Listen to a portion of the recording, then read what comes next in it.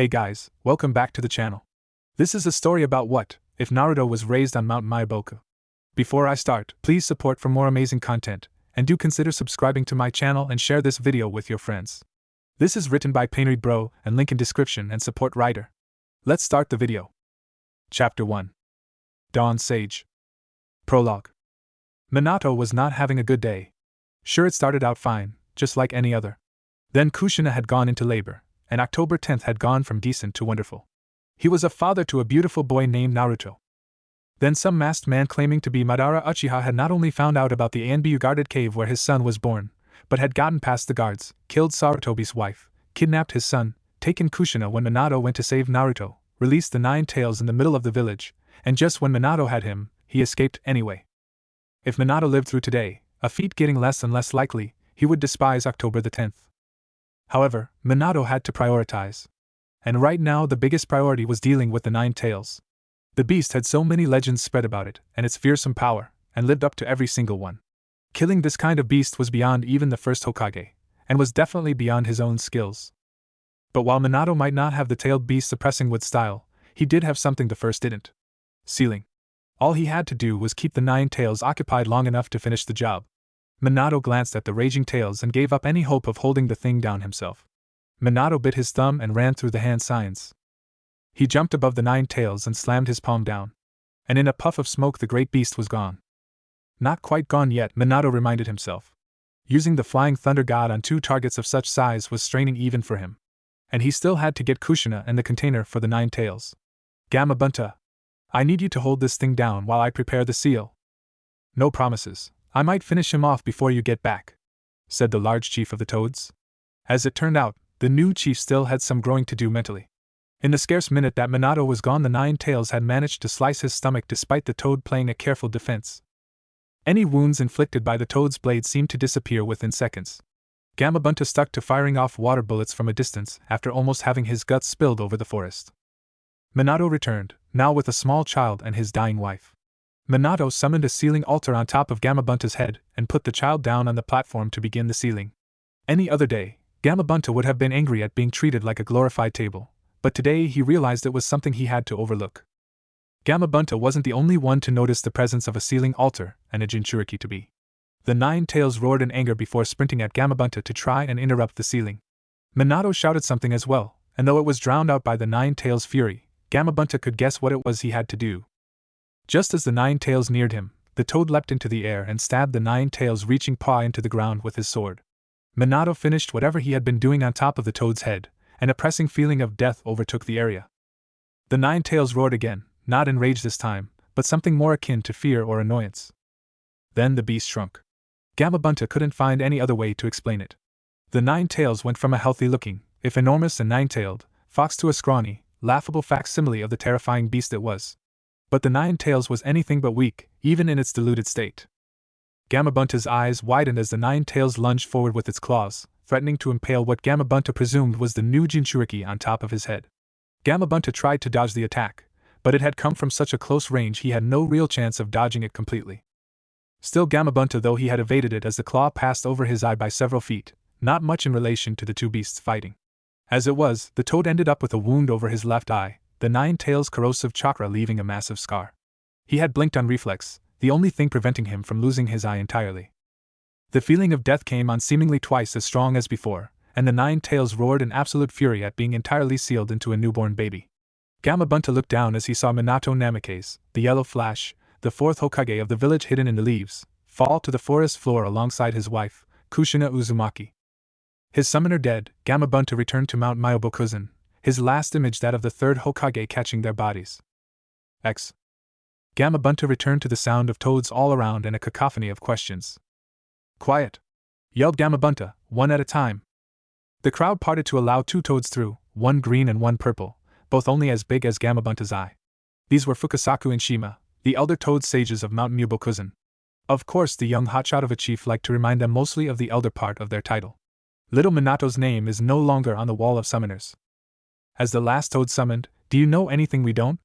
Asked Fukasaku, the little green toad. He died defeating the Nine Tails. I don't know the circumstances around the fight, but if Minato hadn't have sealed the thing when he did, I might not be here, said Gamabunta. That's Minato for you. Even when he's facing the Nine Tails, he still manages to win. He was a good summoner, murmured Shima. By the way, boy, I can see the scar on your eye and your gut coming from the Nine Tails claws, but what on earth caused that thing on your head? Asked Fukasaku. What? Exclaimed Gamabunta as he reached up on his head in a panic. His hand settled on a lump in the middle of his head that hadn't been there before. As soon as he covered the bump, it began to cry. Be quiet up there, the Toad Chief yelled. This, of course, did nothing but make the lump cry all the louder. Shima jumped up on the chief's head to see what was up on his head, as it was now clearly not a battle wound. Upon reaching the crying mass, she discovered it to be a child, not even a day old yet, with blonde hair and 3 marks down the sides of his cheeks. Looking at the ceiling altar he was placed upon, Shima shouted down to Gamabunta, "It looks like the new Jinchuriki tagged along for the ride back. We can't get him back to the Hidden Leaf now that Minato's dead. We could send a message to Jiraiya. Then again, I don't want to be trusting him with a baby. You two are plenty old enough to have raised a lot of tadpoles in your time. What's one more for a short time?" asked Gamabunta mockingly. "That might not be the worst idea you've had, boy. I guess we can care for the little tadpole for a while. After all, he looks enough like him to be Minato's son. We could use a new summoner. Then again, we might be too old for the job. Why don't you take the crying, pooping, crying, eating, crying little tyke, eh?" said Fukasaku as Shima joined him on the ground, now carrying the baby. "Oh no, that's quite, generous, but you know, I have a young one of my own all the way and you two would be a much better influence on him. I couldn't deprive you of such joy when I already have my own," stammered Gamabunta as he quietly regretted his choice to mock his elder's age. "So boy, does the tyke have a name?" asked Shima. "I don't know."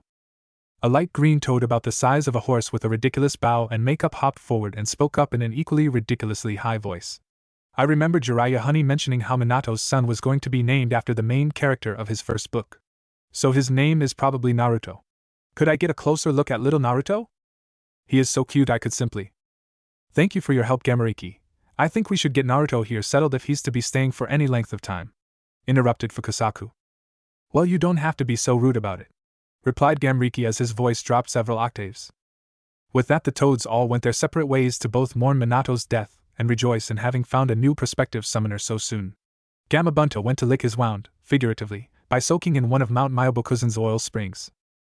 Fukasaku and Shima carried the now identified Naruto to their house to get a room ready for him, and hopefully stop his incessant crying. Fukasaku hoped that Naruto would be an acceptable replacement for Minato as a summoner. Little did he know that Naruto would smash his expectations into 1,000 pieces. Chapter 2. Naruto. "Coming," replied the 4-year-old boy. Naruto had deep blue eyes and shockingly yellow hair. He stood at a little less than 4 feet, but that was still plenty tall enough to tower over the small green toad that had called him over. "Naruto," began Fukasaku, "these past years Shima and I have raised you as one of our own tadpoles. Do you know why? Because it's up to me to be the next toad summoner." "I know this, Pa," said Naruto. Aye. But do you know what you have to do to become the toad summoner?" countered Fukasaku. "Well, I guess I'd summon toads and maybe be summoned by toads?" ventured Naruto. "Being the toad summoner does entail both those things, yes. But you'd also need to train in order to utilize your chakra." "Now before you ask," said Fukasaku, cutting off Naruto's budding question, "chakra is an energy used to do a lot of things, like summon toads. It's produced by you, me, Ma, and everything else in the world. Since you hold it in your body, you can only have so much of it at a time, and if you run out, you die. One thing I'll be teaching you is how to use the chakra other things make, so you don't run out as easily. It'll be hard, but if you're not up for it, I could always take you to the Hidden Leaf Village." "No way, Pa. If I can be even a bit as cool as old Bunta, I'll work super duper hard," said Naruto excitedly. "Alright then. I figured you'd say that. We'll start with some meditation," said Fukasaku, pulling out a small stick from his cloak. "Try not to move." "I think I've got it, Pa, Fukasaku-sensei," said Naruto as excitedly as one can while not moving at all. He winced and reached up to rub the back of his head after the stick came down for referring to his sensei as Pa. This training was going to be a pain. I'm impressed. Getting a grasp on Sage Mode at such a young age is a feat to be sure. Meeting a young-un who can stay still at all is rare enough, but sensing and then absorbing natural chakra is near impossible. You shouldn't have the reserves to do anything of the sort," said Fukasaku, bringing his stick back into his cloak. "Well, I am quite impressive. The one who does impossible things, I like the sound of that. I dare say I might even be better than you were back in the day." "When was that day? 100 years ago," said the 6-year-old, soaking up the praise like a sponge. To take it back. You aren't quite mature or wise enough to be called a sage yet. More like a junior sage, quipped Fukasaku. Hey, I'm plenty wise enough to be a sage. Besides, I've mastered sage mode, so there's no way I can't be a sage, said Naruto, confident in his logic. Oh ho ho, Master De. I'd say you have a ways to go before you've mastered sage mode. What kind of enemy would let his opponent sit there and charge up energy for 10 minutes? As it is now, your sage mode is useless in combat, said Fukasaku. Well, what else can I do, huh? You said it yourself, one must be absolutely still when gathering natural chakra, or risk losing control and joining these poor fools who tried and failed, said Naruto, gesturing to the surrounding statues of toads in meditative poses, those who had failed their sage mode training and paid the price. Yes, one must be still when gathering natural chakra, but not when using it. And it's child's play for one sage to give natural chakra to another sage.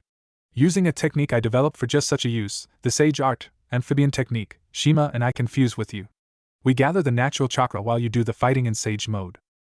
Pretty useful, huh? Said Fukasaku, obviously pleased with himself for creating such an amazing technique. Meanwhile, Naruto was imagining what a fusion of himself and Fukasaku would look like, his mind conjuring monstrosity after monstrosity for it to be horrified by. Seeing the look on his face, Fukasaku quickly explained. It's not an equal fusion. It mostly looks like we're just sitting on your shoulders. Naruto let out the breath he had been holding in relief. Fukasaku quickly jumped on his shoulder and began the technique. It didn't last long as the small toad was violently ejected from his perch. Fukasaku picked himself up and began thinking as to why his wonderful technique had failed so catastrophically. He came up with nothing and decided to try again, brushing off Naruto's concern for his well-being. Upon attempting the amphibian technique again, the jutsu seemed to work as intended for an instant. I refused to share this cage with some pathetic little frog. Out. And the instant was gone, as Fukasaku was launched across the clearing once again. This time, however, he had a much clearer idea of what had gone wrong. Pa! Are you okay? Asked Naruto in concern. Yes. Yes, I'm fine. Tell me, Naruto, what do you know about the 9 tails? Said Fukasaku, brushing himself off. Isn't that the story you used to tell me when I was a baby about the last toad summoner? Asked Naruto, wondering why Fukasaku was bringing up a fairy tale from before Naruto could remember. I'm afraid it's much more than a fairy tale. Minato died fighting the beast, but you can't kill a tailed beast. He was forced to seal it. But that kind of power can't be sealed into just anything. It had to have an active chakra system. And to top it off, he had to seal it into someone whose chakra system hadn't fully developed so that they could assimilate both the 9 tails and the seal. He sealed the 9 tails into you. Said Fukasaku, it's the 9 tails that's rejecting the amphibian technique. I'm afraid that you won't be able to use sage mode. I realize this must be a lot to take in, but the toads and I think nothing less of you. This is... Stop. Interrupted Naruto, his hair shadowing his eyes. This fox is nothing, shouted Naruto, his eyes full of determination. I won't let this stupid fox dictate what I can and can't do. If I can't fuse with you to use sage mode, then I'll just learn to use sage mode while moving. What? That's impossible. Gathering natural chakra, whose entire purpose is to be gathered while still, while moving, is impossible. It can't be done, said Fukasaku in disbelief. Before you, sage mode was next to useless. You invented the amphibian technique, I'll invent something to gather natural chakra while moving, said Naruto determinedly. Fukasaku's eyes widened before he smiled a devious smirk. All right. If anyone can do it, it's you. But I don't want you trying this without me nearby to knock the natural chakra out of you. Let's do this, yelled Naruto. Are you sure about this, Naruto? You just recently learned to use sage mode efficiently, said Shima worriedly. Ma, please. I may have just finished, but I'm better at sage mode than either of you. I can't learn any more here. I want to see the world and find others like me, said Naruto. 6 years had passed since he had first learned to absorb natural chakra and enter sage mode. The 12-year-old still had his bright yellow hair, but now his eyes were a golden yellow with bar-like pupils and natural chakra showing itself as orange markings around his eyes. The boy's right, Ma. He's surpassed both of us at the technique, but he's still too inexperienced to be a true sage. Real-world experience is the only way to fix that, Fukasaku agreed. Well, I suppose as long as he summons us whenever he gets in over his head, consented Shima. Take this before you go, though. It's reserved for sages of Mount Myoboku. Pa doesn't agree that you've reached that mark, but I do. Besides, it might get cold wherever you're going. Naruto took the red cloak with black flames on the bottom reverently and put it on. Shima hadn't lied. The cloak was exceptionally cozy and warm. Naruto quickly said his goodbyes and left Mount Myoboku before his tears could catch up to him.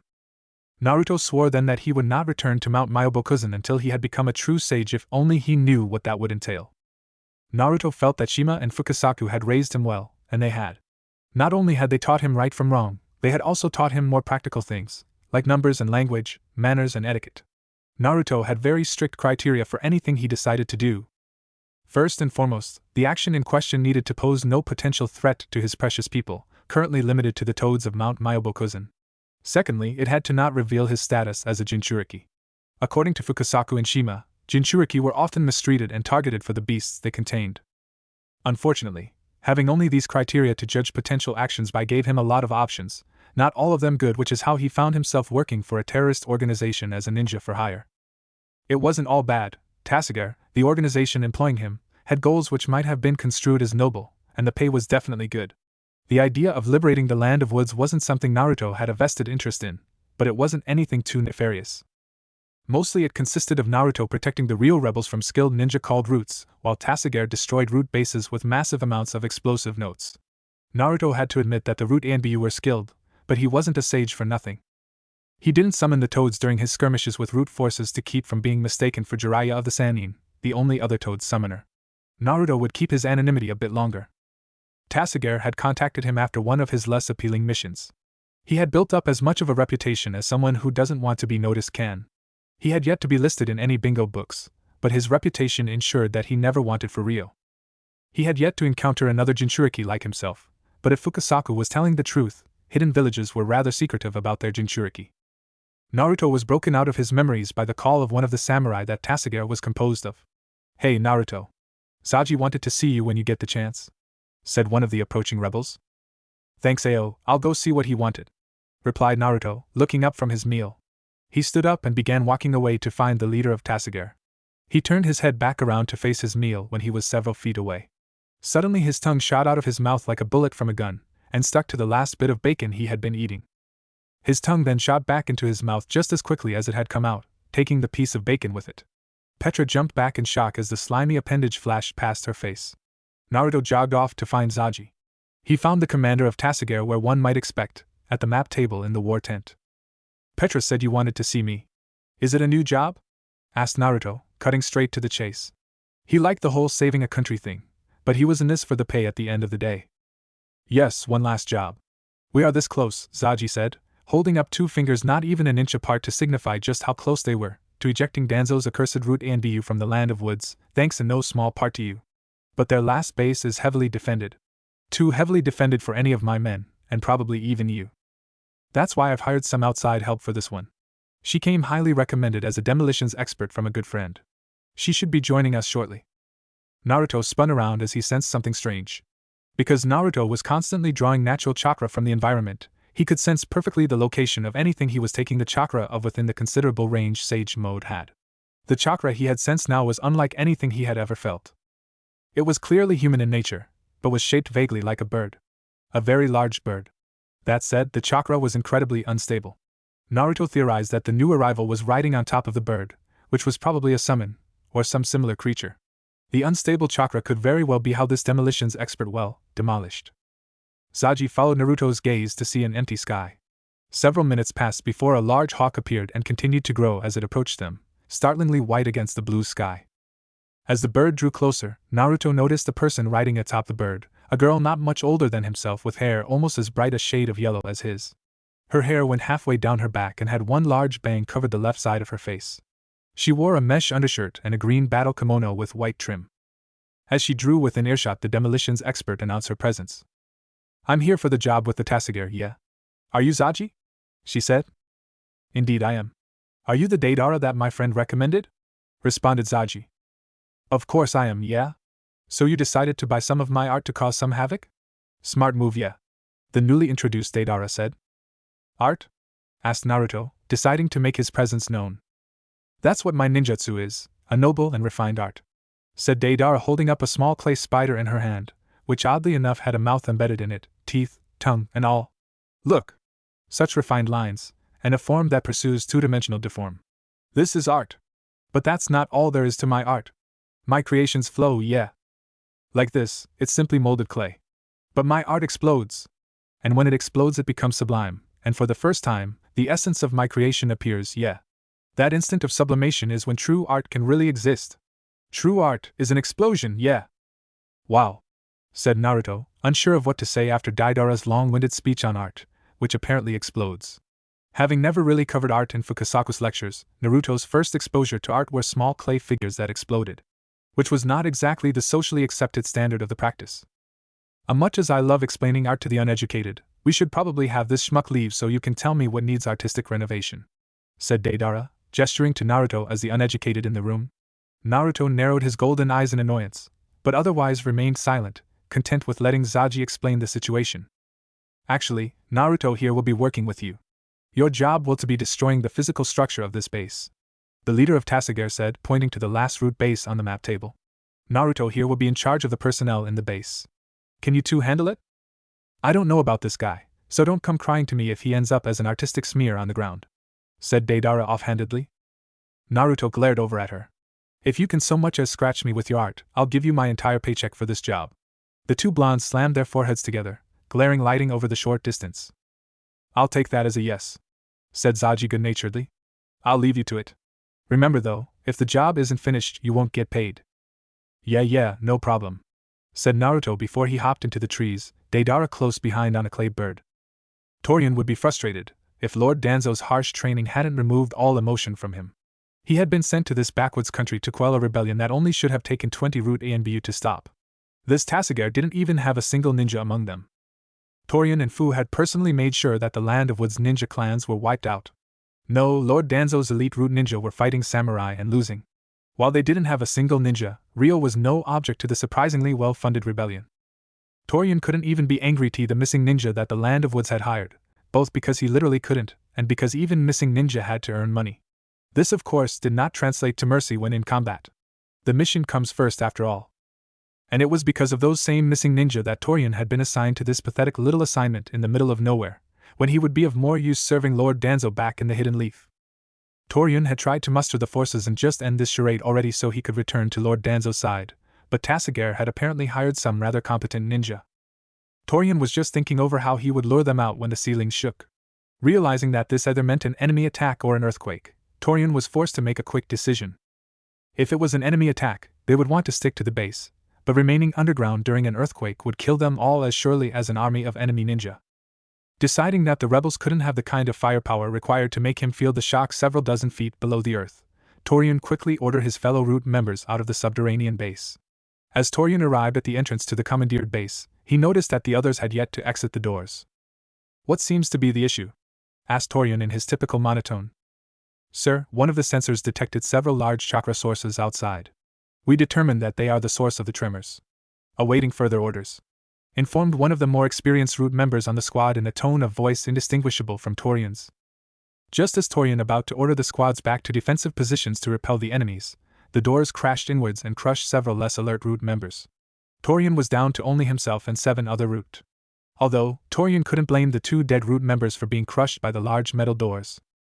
The doors had been reinforced by a dual iron bar seal. Anyone capable of destroying them, even with repeated barrage, was a not force to trifle with. Before the dust could clear, what appeared to be a long tongue shot out of the cloud of debris and hit one of his remaining root in the chest. The tongue immediately retreated back into the dust cloud. Make that 6 root and be left, thought Torian as despondently as someone without emotions can. The almost sad feeling changed to not quite surprise when the root member dragged into the dust came flying out a moment later at phenomenal speeds, leaving a massive crater in the wall he was embedded in. Torian reassured himself with the thought that no matter how strong the individual was, one touch would be enough to end him. As Torian shed his gloves and shirt, his skin took on a vibrant shade of purple, not exactly as stealthy as one would like for a profession based on sneaking around. Of course, that didn't matter since if Torian had taken off his shirt and gloves, he wasn't trying to be stealthy. The time had come to die for the mission if needed. Wow, only 10 enemies. When Zaji said that this base was well defended, I thought he was serious, said their mystery attacker as he stepped out of the settling dust cloud. I don't even need Deidara's help on this. Torian took in the attacker. His blonde hair stood out in stark contrast to the Root A and BU's standard creme-colored cloaks and blank white masks. His red cloak with black flames licking at the bottom certainly would have impressed on most people how cool this individual was, but none of the Root A and BU were impressed. But the strangest thing about him was his eyes. They were a dull gold, with bar-like pupils, and his eyes were surrounded by what appeared to be orange eyeshadow. Perhaps some kind of bloodline? Regardless, he would be colored purple by the end of this. That was when his accomplice arrived. Another blonde with equally bright hair. Her eyes were blue, or at least the one Torian could see was. The large owl she was on, however, was white. What nearly irritated him was the fact that Tasagare had sent 2 children, no older than 13, to face down experienced Root and Bu. Based on the insults flying between the two of them, they weren't even a cohesive team. He took the time given to him by the 2 allies arguing to send a nonverbal plan to his teammates with the Root and Bu hand sign code. This was exactly why he didn't understand how emotions could ever be an asset on the battlefield. By arguing, they had given their enemies enough time to plot against them. Root and Bu never disobeyed an order, even when it involved attacking an unknown opponent to discern their strength. Which is what one of them did, swinging his tanto at the first blonde's exposed back while another ran at the female. The 2 of them stopped bickering to throw up their right hands. That's when Torian knew Root would be walking away from this fight in pain, if at all. The Root and Bu behind the female exploded. One of the remaining Root members signaled his observations from his better viewpoint. He had seen a small white blur jump from the girl's hand. That had most likely been some sort of explosive that had killed Root member number 4. In contrast, no one had an explanation for what had killed Root member number 5. He had been several feet away from the red-clad blonde's fist, but had gone flying back as if Tsunade herself had punched him in the face. Torian decided to take the male blonde, and signaled the other 4 Root and Bu to take out the female. Torian ran at his opponent as the other Root members moved at the same time. The white owl that the female was standing on flapped its wings and took to the sky, exiting the base as the Root members followed. The first blonde made the mistake of looking at his comrade leaving, taking his eyes off of Torian in the process. The last mistake he'll ever make, thought Torian as he went to punch his opponent in across the exposed skin of the face. Instead of the fist making contact, the blonde reached up and caught the punch in a palm that didn't give an inch. What startled Torian was the fact that his opponent hadn't looked in his direction at all. "I'm kind of insulted that I was only deemed worthy of one opponent," said the red-clad child. "I mean, it's not like I haven't what?" Torian grinned as he saw that his opponent wasn't wearing gloves. Even among the Aburaim, Torian had been unique. He commanded a swarm of microscopic insects that inhabited his body. Through physical contact, he could infect his opponents with these insects, which were poisonous to everyone but himself. The insects would feed off the chakra of their opponents like regular parasitic insects, but the poison killed them far faster than chakra exhaustion. The poison would take longer to spread if it started in the hand, and the limb could be amputated to remove the poison, but Torian had more or less one. Still, one didn't become one of Lord Danzo's most trusted by taking risks and assuming things.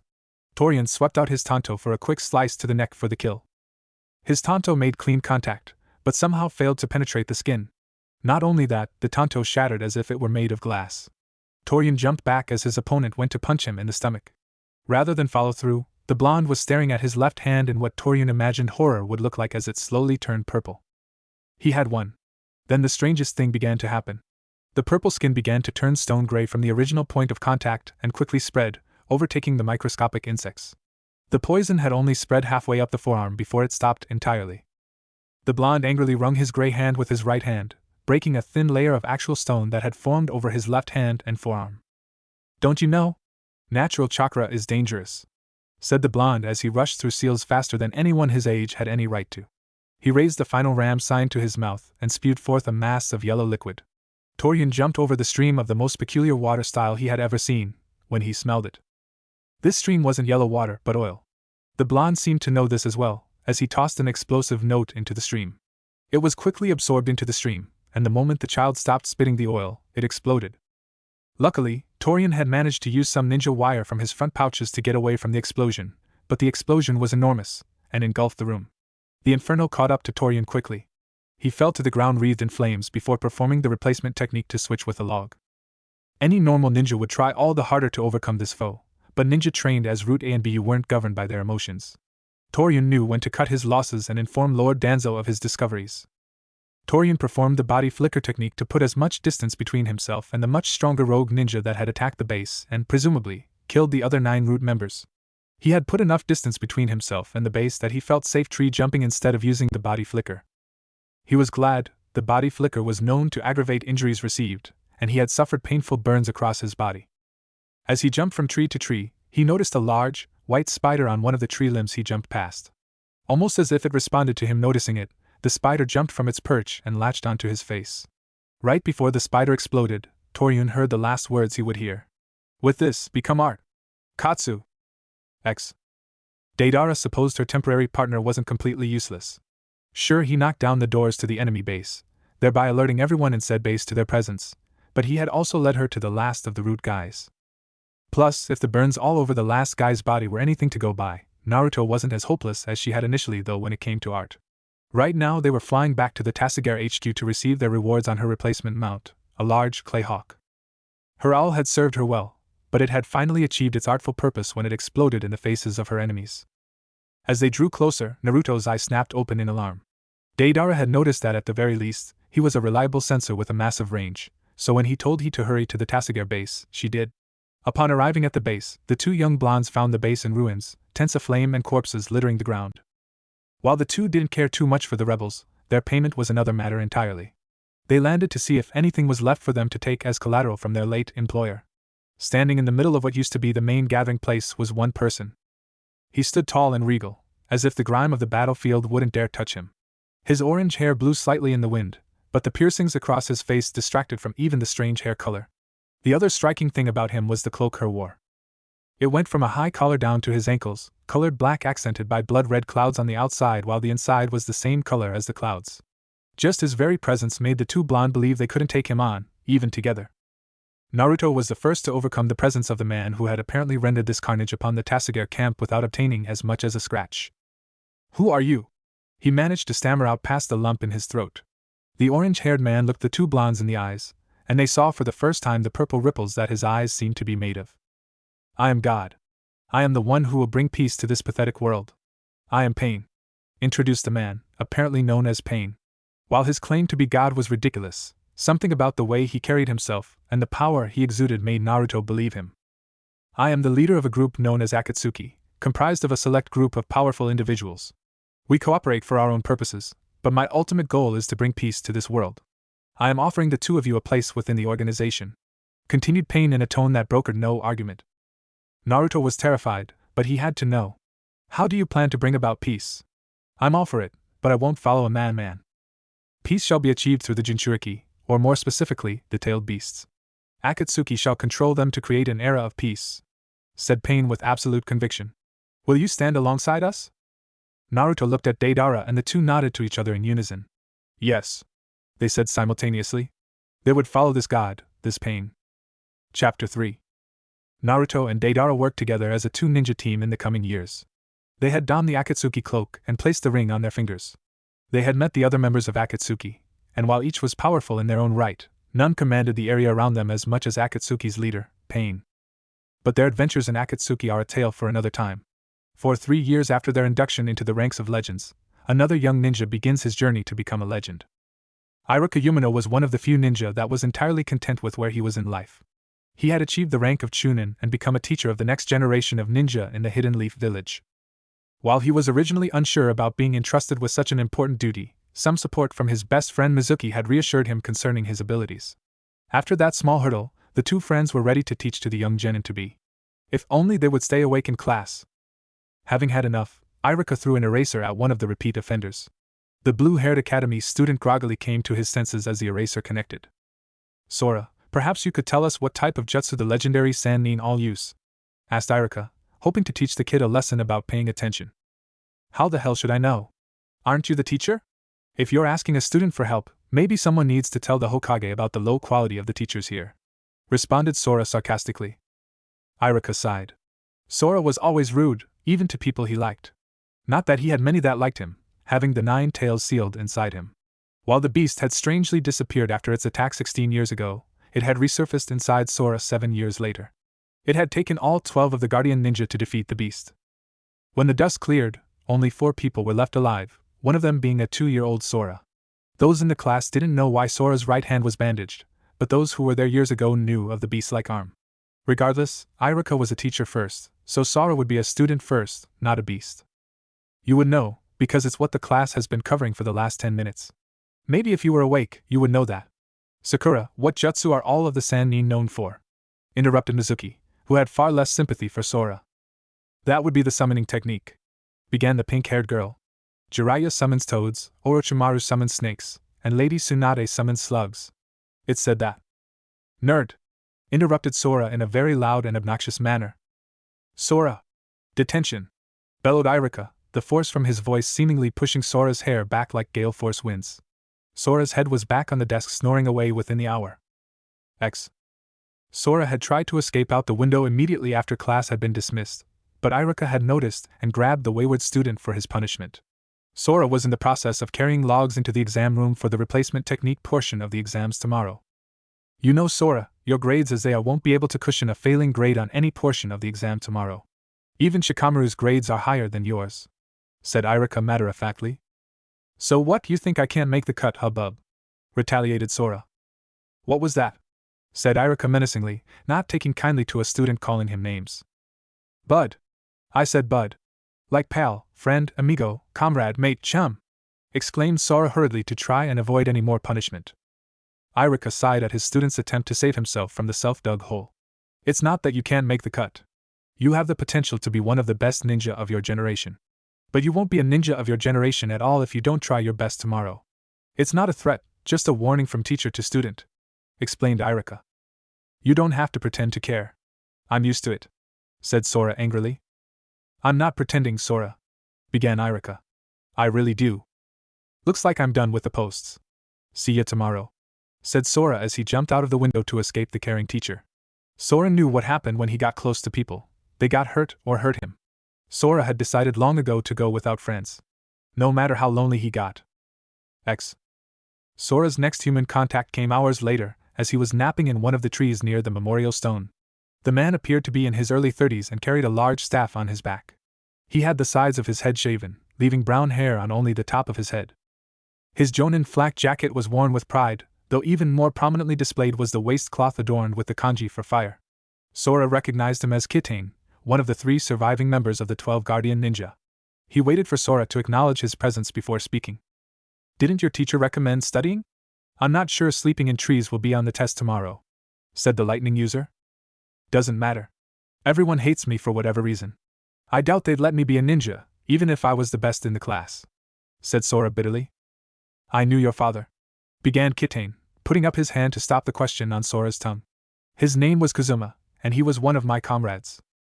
Wait, does that mean my dad was one of the 12 Guardian Ninja? Exclaimed Sora, stunned by this new information. Why did no one ever tell me? Only Asuma, Chiriku, and I know. Asuma served the feudal lord until recently. He probably forgot you were still around. You can't blame Chiriku either. He lives at the fire temple up in the mountains doing monk stuff. You were 2 when he died. I thought you were old enough to remember, and for that I apologize. Only recently did I hear that you had no idea, said Kitane, his voice drenched in sorrow for leaving a friend's son without the knowledge of his father. Sora was still speechless when Kitane spoke up again. Though if I knew Kazuma, he wouldn't want his only son to fail the academy exams. If you manage to pass the test tomorrow, I managed to get an old friend to agree to take you as his student. Did he know my father? Asked Sora, desperate for any more information about the father he never knew. Asuma and Kazuma were as good of friends as they come. I was never too close to Kazuma, shrugged Kitane. But Asuma probably knows what his favorite flavor of ramen was. If anyone could tell you more, it would be Asuma. Wow, said Sora, thoroughly awed. I'm definitely gonna pass that test tomorrow, believe it, exclaimed Sora excitedly. Hold up, said Kitane, holding up his hands to emphasize his point. Asuma did say you had to pass one test to prove that you're more than just Kazuma's son. Asuma wants to see if you're Kazuma's heir. What does that mean? Asked Sora, torn between being furious that there was a catch and confused as to what Kitane meant. Like I said earlier, Asuma hasn't heard of you since he's been in the capital this whole time. He trusts me, but he wants to make sure. There's a technique known only by your father and Asuma. He wants to see if you can pull it off. It isn't a complicated technique, but Asuma has the only remaining scroll detailing how to use it. But we both want you to succeed, so I'll tell you where he keeps it. Sora was too ecstatic to have heard about his father, and have the hope of more to notice anything suspicious.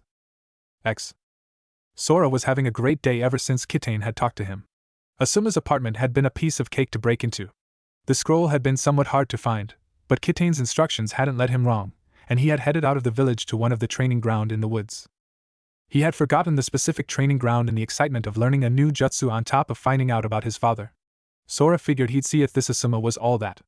If he couldn't find Sora practicing a destructive jutsu in the woods, Sora would get all the info about Kazuma he could and train under someone more competent. But deep down, Sora was just too happy to care about anything beyond learning about his father. Sora cracked open the scroll and began to read about the flying swallow. After several hours of practice, Sora was feeling like Kitane had lied to him. This jutsu wasn't easy at all. Channeling chakra was difficult enough, but wind chakra was proving to be impossible. He had been at it for hours, and the claw marks from his weapon were strewn around the clearing he was training in. Sora decided to take a short break to recover his chakra. He didn't pay attention in class all the time ever, but Irika made sure a blind, deaf, and dumb worm learned the dangers of chakra exhaustion. Sora didn't exactly know what chakra exhaustion felt like, but he was kinda tired and had been using a lot of chakra, so he assumed that it counted. After a short time, Sora did what he did best: sleep. You know, I wasn't sure what to think when Kazuma's son decided to try and steal from a jonin's place of residence in broad daylight. Sora awoke to a deep voice. If the military police were still around, you'd be sleeping in a jail cell, not a forest. Sora sat up and opened his eyes to take in the new arrival. He wore a jonin's flak jacket and a leaf forehead protector, identifying him as a ninja. A cigarette hung from his mouth, and his brown hair stretched down from the top of his head to the bottom of his chin in large sideburns and a small goatee. All of this was lost on Sora once he saw the waistcloth with the kanji for fur emblazoned on it, identifying the man as one of the 12 guardian ninja. Other than Kitane, the only living members were Asuma and Chiriku, and since Chiriku was apparently living in some monastery somewhere, this could only be Asuma. Sora was slightly afraid of being punished by the man he had stolen from, but Asuma seemed more amused than angry. I decided to follow the little squirt who thought he could steal from me, set on stopping a potential spy. But I must say, even if you are Kazuma's kid, learning the flying swallow to this degree in such a short time is impressive. Before Sora could respond, 3 poles struck the ground in a triangle around him. Lightning sprung from the staffs, forming an electric blue wall around Sora. Asuma, glad you showed up. Now we can finish this, said Kitane menacingly as he stepped out from under the trees. Finish what? What are you on about? Asked Asuma, confused as to what his old friend was talking about. We can avenge Kazuma. We can kill the 9 tails, said Kitane, a wild look in his eyes. What are you talking about? Asked Sora, even more confused by these proceedings than Asuma. Where does the 9 tails come into any of this? Don't tell me you couldn't figure it out. Your right arm, the hate-filled looks, the mysterious disappearance of the 9 tails. No one knows where the 9 tails went right after the attack all those years ago, but it resurfaced to attack the 12 guardian ninja.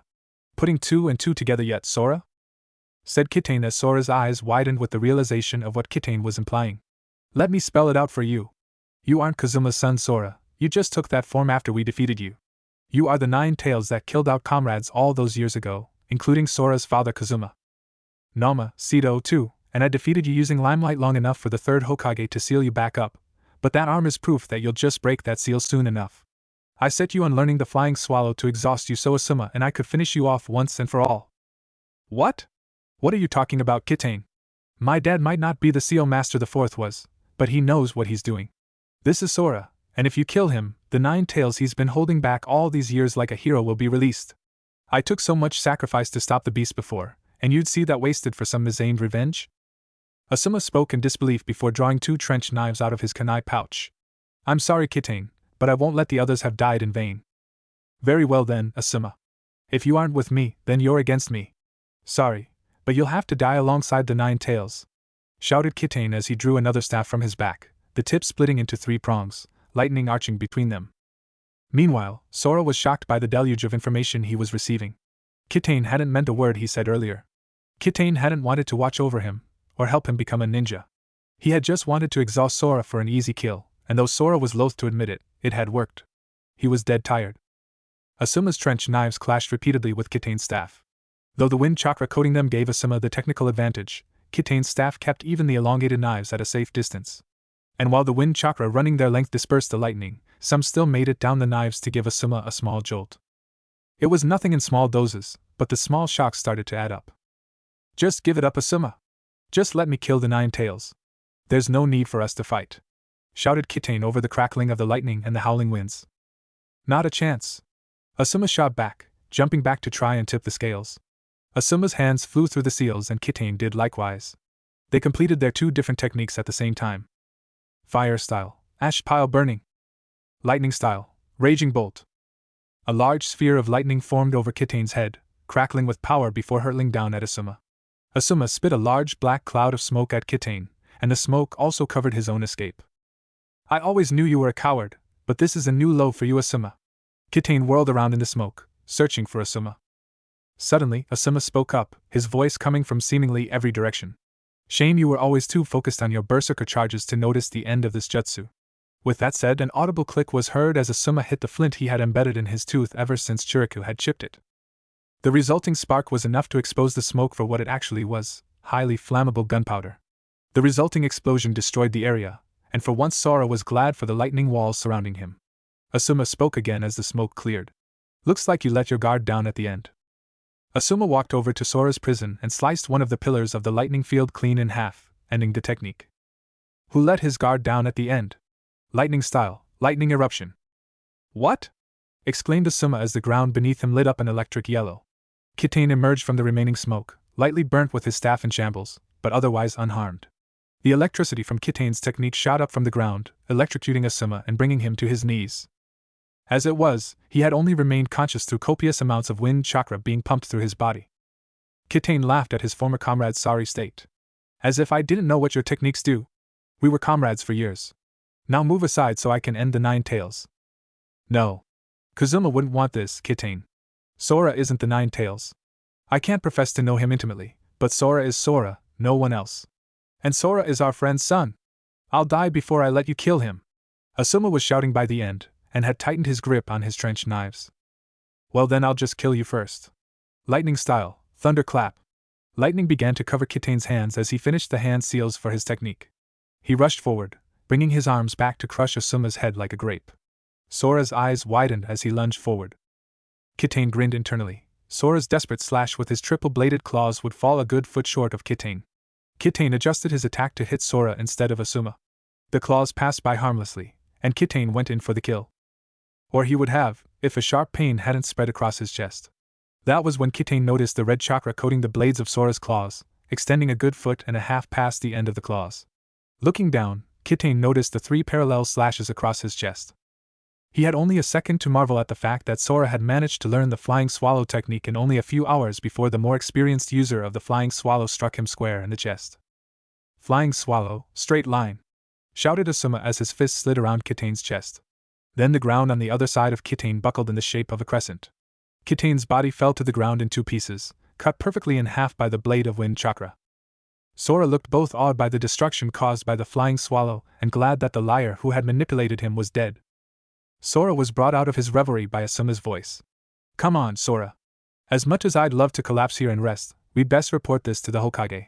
Sora could only swallow and nod as Asuma started to walk away. Asuma looked over his shoulder at the young blue-haired boy. And good work back there. The flying swallow isn't easy to learn, so good job. Despite all that he had been through, Sora found a grin creeping up on his face. Miles away, 10 shadowy figures gathered atop the fingertips of a massive statue, only their eyes clearly visible through the technique that allowed them all to gather here. The figure atop the right thumb spoke with clear authority. Since we are gathered here, I can only assume that Zetsu and Sasori have found the targets. Am I correct? The figure asked, looking over at the left hand with ringed eyes. Indeed, we just located the 9 tails Jinchuriki. He certainly knows how to hide, but we finally got him to use the 9 tails chakra. Yeah, thanks for letting us use that Kitane guy, answered the figure on the little finger of the right hand with 2 distinct voices and a rather unique silhouette. The hunched over figure on the left thumb of the statue spoke up next in a deep, raspy voice. Well, you're not welcome. That one was a useful spy, not that he knew. But desperate times call for desperate measures. The 9 tails has certainly kept us waiting, and I hate waiting. Now that we have identified the targets, it will be up to you to gather them. Wait until the beast before yours has been captured to move, but once that requirement is met, take as much time as you will. It will make little difference. But do not strike in a way to draw attention. Akatsuki must remain in the shadows a bit longer if we are to succeed in blinding the world with our light, spoke the figure on the right thumb.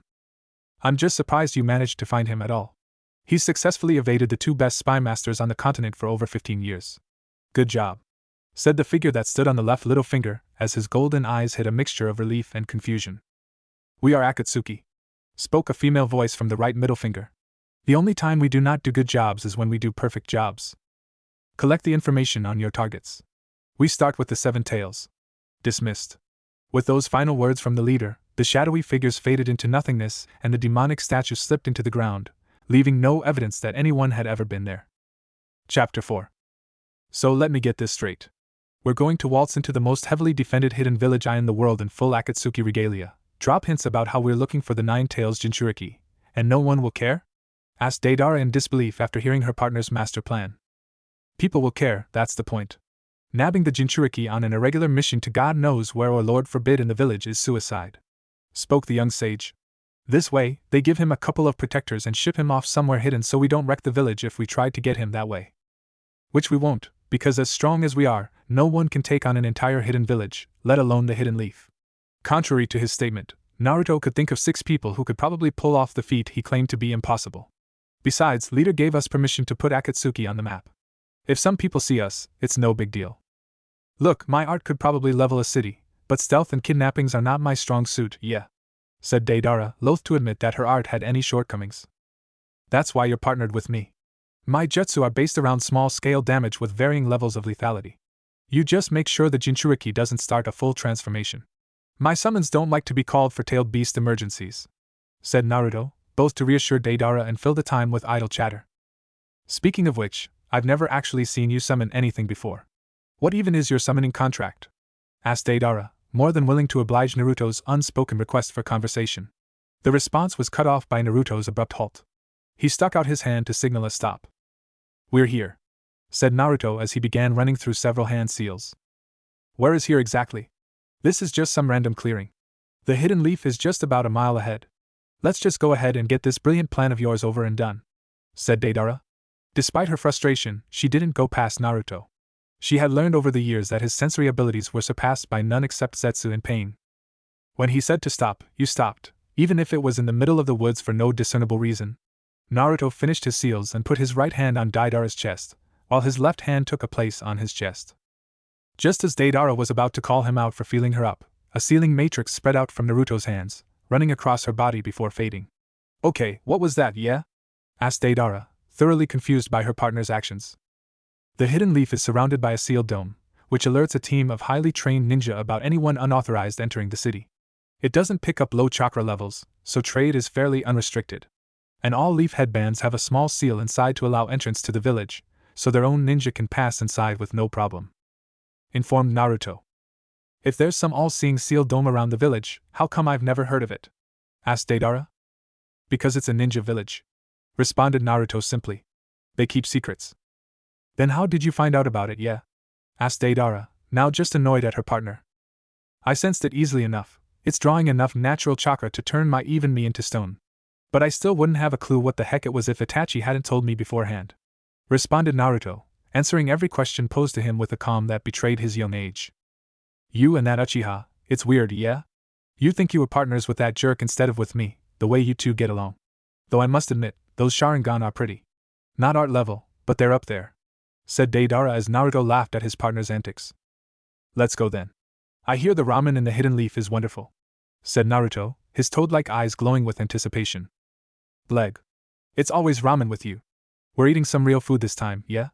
Let's try to find a dango stand, said Deidara as the two walked into the village proper, drawing some strange looks from the guards for their strange attire and obscuring hats.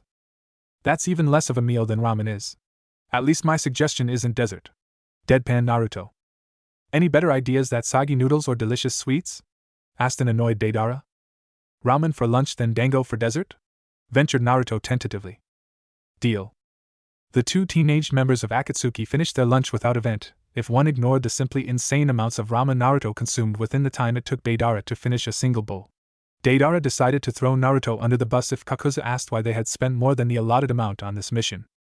Which of course would happen, since Kakuzu's allotted amount practically had them paying him out of pocket, as opposed to them actually getting money out of the tall bounty hunter. Deidara looked around and was annoyed to see that her absent-minded following of her partner had led them not to a dango stand, but to the outskirts of the village alongside a small waterway.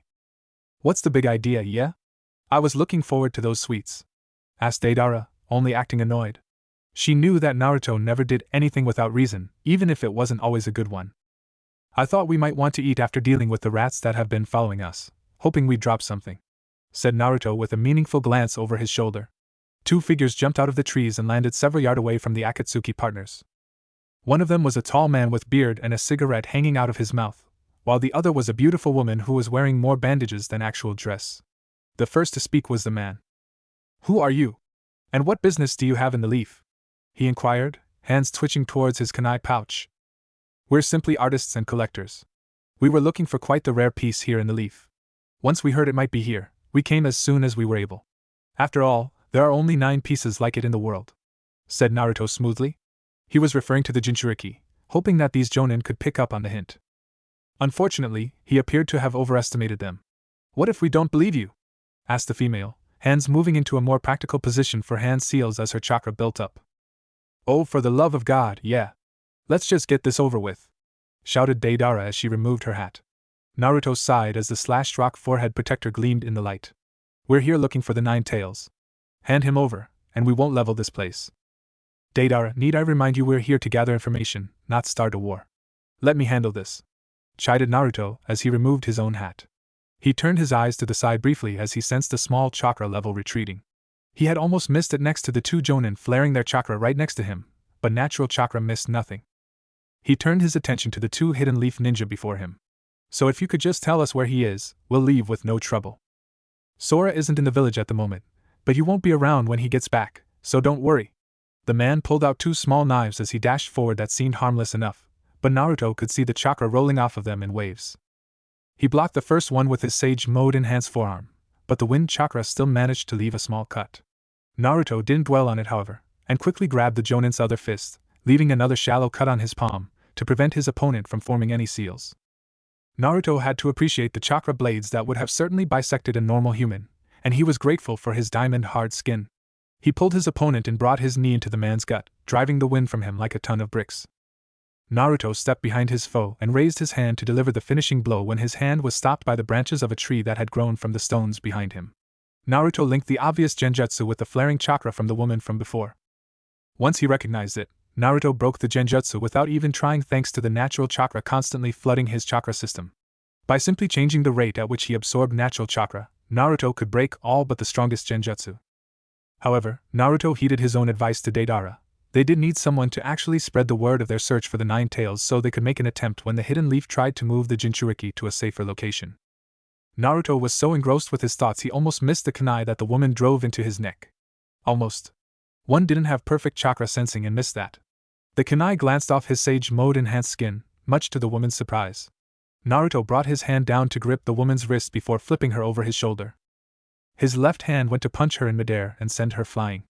But before he could make contact, she exploded in a shower of flower petals.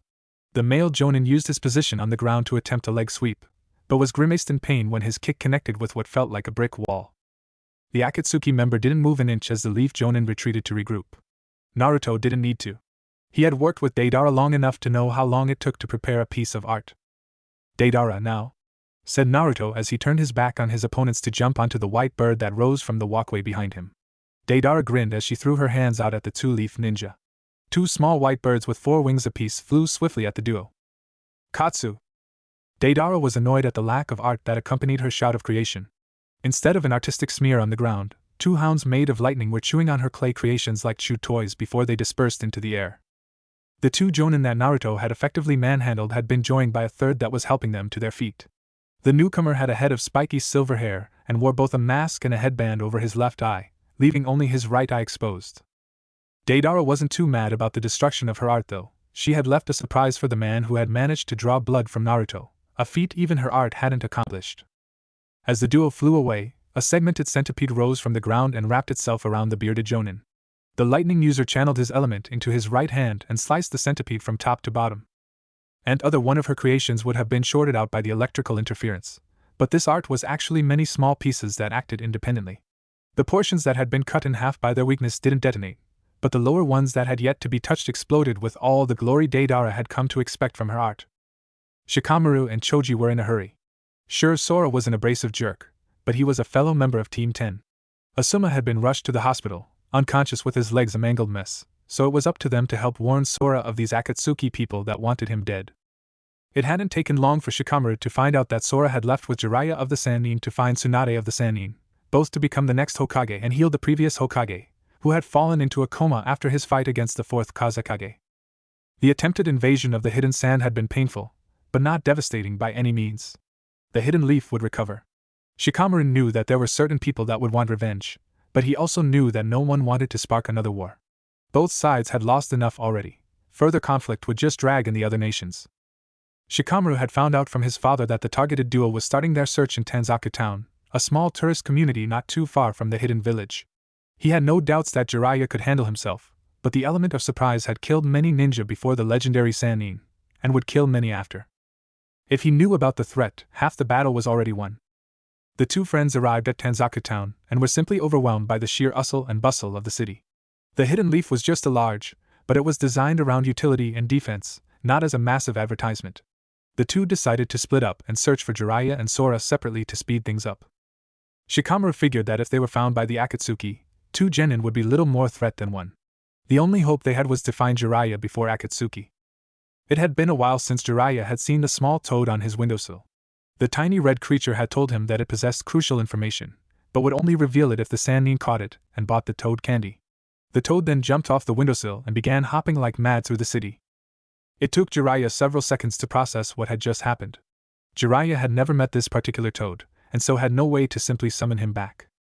And so the great Sannin, toad sage of Mount Myoboku, the man men want to be and women want, was reduced to chasing a toad the size of his fist around the town like a genin on his first D rank. He had told the tag-along kid that Asuma had sent with him to book a room at the hotel, and Jiraiya was almost glad to be away from the Nine-Tails Jinchuriki's incessant whining. Or he would be, if this accursed toad wasn't so darn fast. Naruto and Deidara hovered above Tanzaku Town, doing lazy circles on the clay hawk. Naruto had yet to meet the Nine-Tails Jinchuriki himself, but he assumed he simply had to find the biggest chakra source in the city and find its source.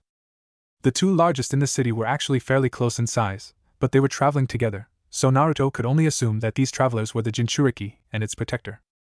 Once Deidara described the two to him courtesy of some long-range reconnaissance from the camera-like device over her left eye, Naruto recognized the younger as the Jinchuriki Sasori and Zetsu had found, while the older was Jiraiya of the Sannin, the only other toad summoner. It had been a clever plan, in Naruto's opinion, to lure Jiraiya away with a Gamakichi by promising snacks should he distract the Sannin for long enough. It was almost too easy, which is why something had to go wrong. He really couldn't even blame anyone but himself. He had focused a bit too much on making sure that their entrance didn't destroy half the city, and so had dismissed the two relatively small chakra signatures that were quickly approaching the target. The three immortals of Akatsuki would never let him live down such a rookie mistake, even if he was still technically a rookie. The approach had gone smoothly enough. They had descended, no one paying them any more attention than they would any other bird. They had entered the hotel through the window of an adjacent room. Naruto entered the hotel proper, while Deidara remained at the window to give pursuit should the Jinchuriki attempt to flee out of the window.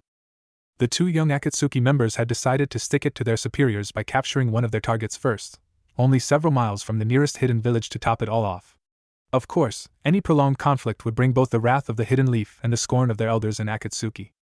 Naruto decided to tackle this one himself, since Deidara wasn't really a stealth person. Naruto calmly knocked on the door, but inside he was a raging tumult of emotions. If this leaf genin was really the Nine-Tails Jinchuriki or a suitable substitute, Naruto was off the hook. All he had to do was not use the Nine-Tails chakra, something he didn't even know how to do, in front of an Akatsuki member, and he was home free. Several seconds after his knock, the door opened, and a blue-haired kid poked his head out, leaf forehead protector on display upon his forehead. To the average passerby, he was a normal kid, if a ninja. But to Naruto, his chakra was a raging sea of raw energy, most of it his own, but trace amounts undeniably demonic in nature. Focusing on the source of the demonic chakra, Naruto found the sea located on the Jinchuriki's stomach contained a chakra exactly like his own. The only difference was the sheer amount, but that would hardly matter. Nine-Tails chakra was Nine-Tails chakra, regardless of the amount. Naruto was safe. Who the hell are you? Naruto had been so focused on the relief he felt at not being hunted down by his own comrades that he almost missed the target's annoyed response to being woken up from a wonderful nap. Naruto went to step forward and sucker punched the target. With Sage Mode, it would be an easy knockout. Only he couldn't move. Shadow possession complete. Naruto's eye widened as he realized what the target had done.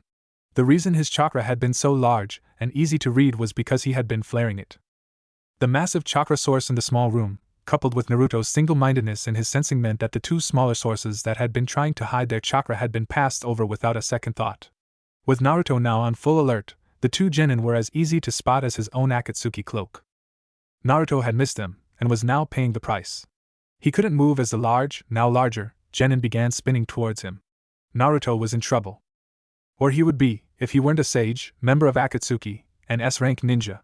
The shadow that was connected to his own was easily destroyed with some sage chakra channeled through it.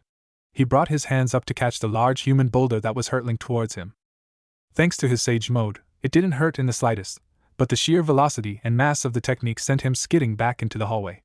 The spinning finally stopped, but before the large ball could revert back to a more human shape, Naruto brought his right hand back.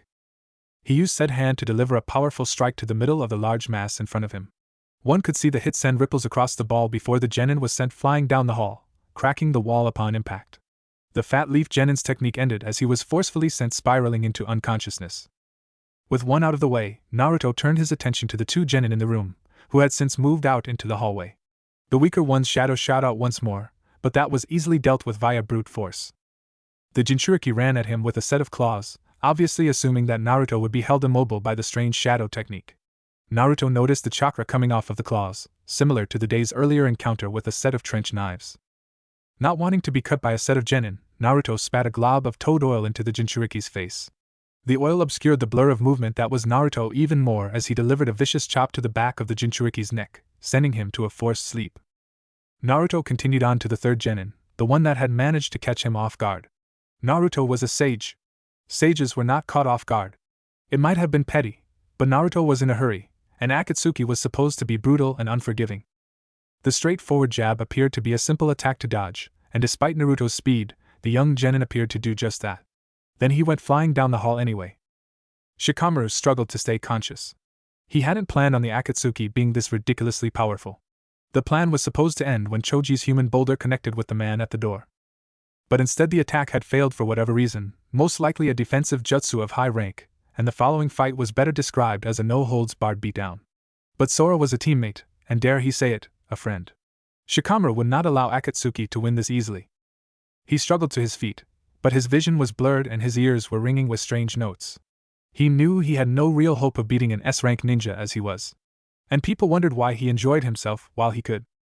Shikamaru was honestly surprised, something that didn't happen often, when his vision cleared up, and was more shocked when he was surrounded by 4 large toads, each wearing what would have been a comical get-up in any other situation. Beyond them was a nondescript pink background. The toads seemed immobile, standing with a sword in one hand and the other thrust out as if to hold Shikamaru back. Enjoy your stay. You won't be leaving. Shikamaru looked down to see the Akatsuki member he had been fighting fading away. This was a genjutsu, it had to be. Shikamaru disrupted his chakra flow, slowing down his life energy to a trickle before using all he had in one big flare. When he opened his eyes, he was still surrounded by the 4 toads in his strange prison. Only the toad song to keep him company. Naruto supposed that using the toad confrontation chant might have been overkill for a simple genin, but he was still kind of angry from the whole immobilization thing earlier. Plus, with all luck, the hidden leaf would place a higher priority on 2 genin in comas than a third who went mysteriously missing. Naruto turned around to collect the Jinchuriki, but was furious at what he saw, not that he showed it. I thought I heard Toad song, spoke the man in red, who was holding the Jinchuriki over his shoulder. The newcomer was clad in red and wore a headband with the kanji for oil on it. Naruto grit his teeth at the appearance of the Toad Sannin, knowing that any conflict with him would be long and loud enough to bring any ninja within 100 miles. The Sannin set his charge up against the wall, before running through the seals for the summoning technique. You won't be leaving here. When Jiraiya slapped his hands on the ground, the walls began to morph into a pink flesh. Naruto recognized this as a cave he once found on Mount Myoboku, which was in actuality the throat of a massive toad. With the Jinchuriki and the 2 genin, one unconscious and the other staring blankly into space, Naruto didn't think that he would have to worry about the fire-breathing aspect of this toad that had nearly roasted him all those years ago. Naruto prepared to fight his way out, but Jiraiya noticed the clay spider that was lurking on the ceiling. The spider jumped down, but was impaled on the Sannin's now spiky white mane as it wrapped around him and the Jinchuriki. The explosive went off anyway, and Deidara ran out of the room she had been waiting in. She might like a fight more than Naruto, but she had no wish to use her ultimate art today, and the Sannin would definitely hold them long enough for help to arrive. She knew when a plan had gone south. When Jiraiya's hair returned to its regular size and shape, he was surprised by the amount of smoke in the corridor. The lack of a follow-up attack meant that the Akatsuki duo had fled when he was distracted by the explosion going off in his hair. What the Sannin couldn't figure out was how they had done it.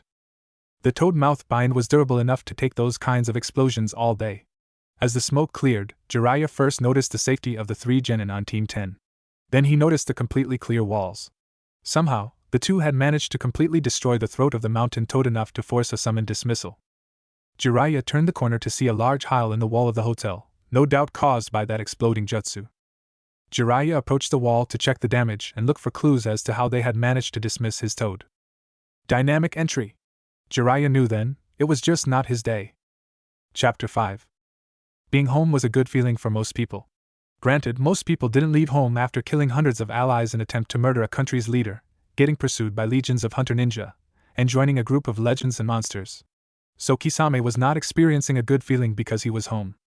He was experiencing a good feeling because he was home to finish what he started. Sure, he wasn't supposed to kill the fourth mizukage in battle like he wanted, but watching the life be slowly siphoned out of him over 3 excruciating days would suffice. Using the blue man's intricate knowledge of the islands that composed the land of water and the secret tunnels that connected them, Kisame and his partner had snuck through the country to arrive at the village hidden in the mist. The Uchiha wasn't happy about the heavy mist obscuring his precious eyesight, but Kisame was in his element. He had never been as good as Zabuza at silent killing, a fact that irked him each and every day, but the mist was his ally nonetheless. The two S-rank ninjas maneuvered their way around the village for several days, keeping a low profile as they observed the mizukage's routine. Of course, the two Akatsuki members left the reconnaissance mostly up to Itachi, since Itachi wasn't a missing ninja from the same village they were hiding in. His Sharingan allowed him to discreetly obtain information from loyal mist ninja via genjutsu, and memorize anything instantaneously. And he wasn't a 6-foot-tall blue shark man carrying a massive national treasure on his back secured in some bandages. That might have also had something to do with it. Over a week or two, the dangerous duo had discovered that among the Mizukage's routine, the young ruler trained on a private island not even his ANBU were allowed on. Not only would the Mizukage be alone, but any massive combat commotion that would no doubt ensue when 3 ninja of their caliber clashed would be written off as the Mizukage training. The two snuck onto the island as the Mizukage left from his training session and prepared for his arrival the next day. Upon arriving at his island retreat the next day, Yagura entered a forest that he hadn't destroyed yet during his training.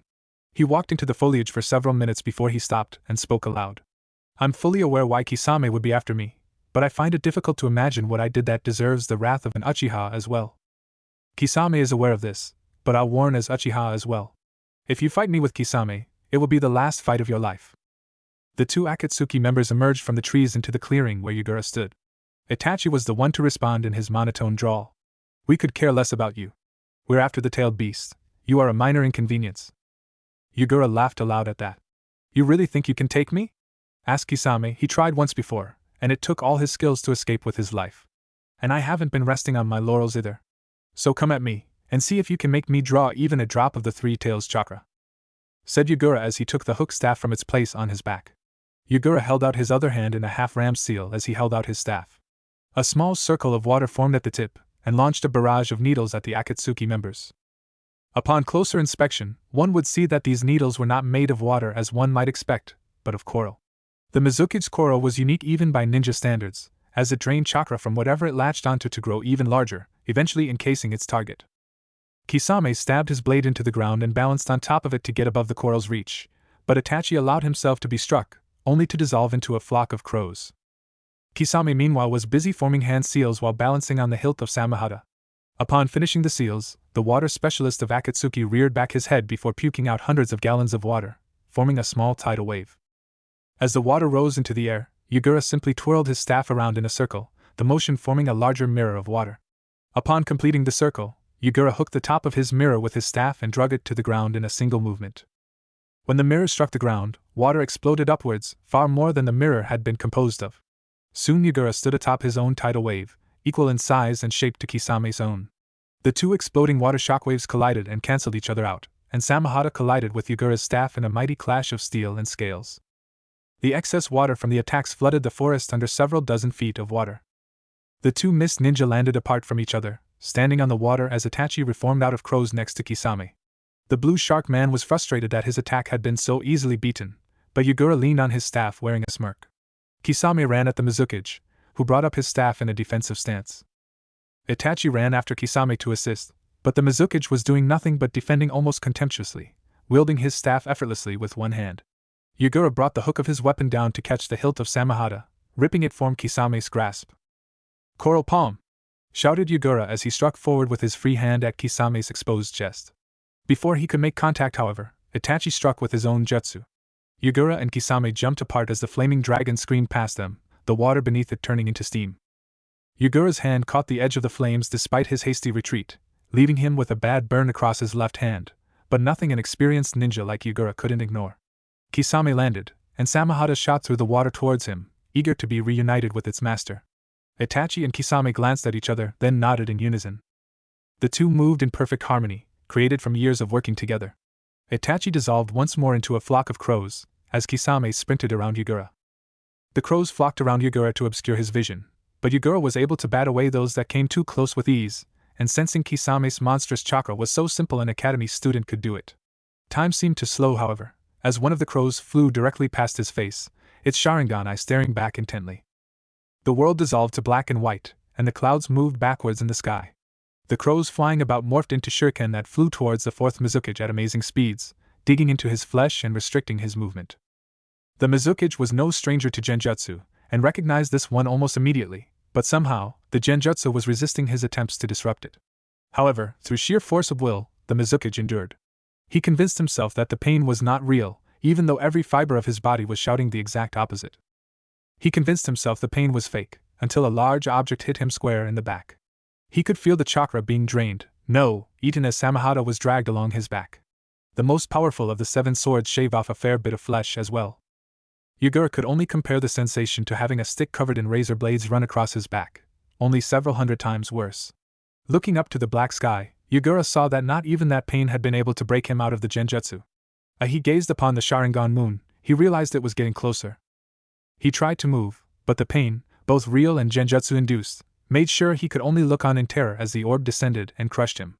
In the distance, he heard Itachi's monotonous voice echo, 71 hours 59 minutes and 59 seconds remaining. Itachi held his hand up to cover his bleeding left eye as Yugura collapsed on the ground. Kisame turned his eyes to his partner, worried that whatever technique Itachi used had some detrimental side effect. Their attention quickly turned to the mizukage, who despite the powerful genjutsu and extreme pain was standing back up, this time coated in a cloak of solid red chakra. 3 tails swished behind him as he moved his hands together into a series of hand seals. Kisame brought up Samahata to deflect whatever came at them, and Itachi's Sharingan blazed back to life, showing him every move in slow motion before it was made. But neither of them was prepared for what came next. The mizukage slammed his hands together and released a massive blast of demonic chakra. The deep water that Kisame had placed to assist his techniques was pushed back in a large tidal wave that the Akatsuki partners jumped away from. When the water settled, the mizukage was gone, leaving the 2 missing ninja alone on a placid lake. It seemed as though he had made his escape, but Samahata and Itachi's Sharingan picked up the buildup of chakra below in time for them to start running away. The lake beneath their previous location suddenly erupted in a spray of water and deadly black chakra. As the blast dissipated, a large 3-tailed turtle emerged from the depths of the water. One eye closed, the spiky beast spat out a massive ball of water that quickly approached the 2 Akatsuki members. Kisame brought Samahata up to block the attack, and the shark sword ate the chakra in the water bullet.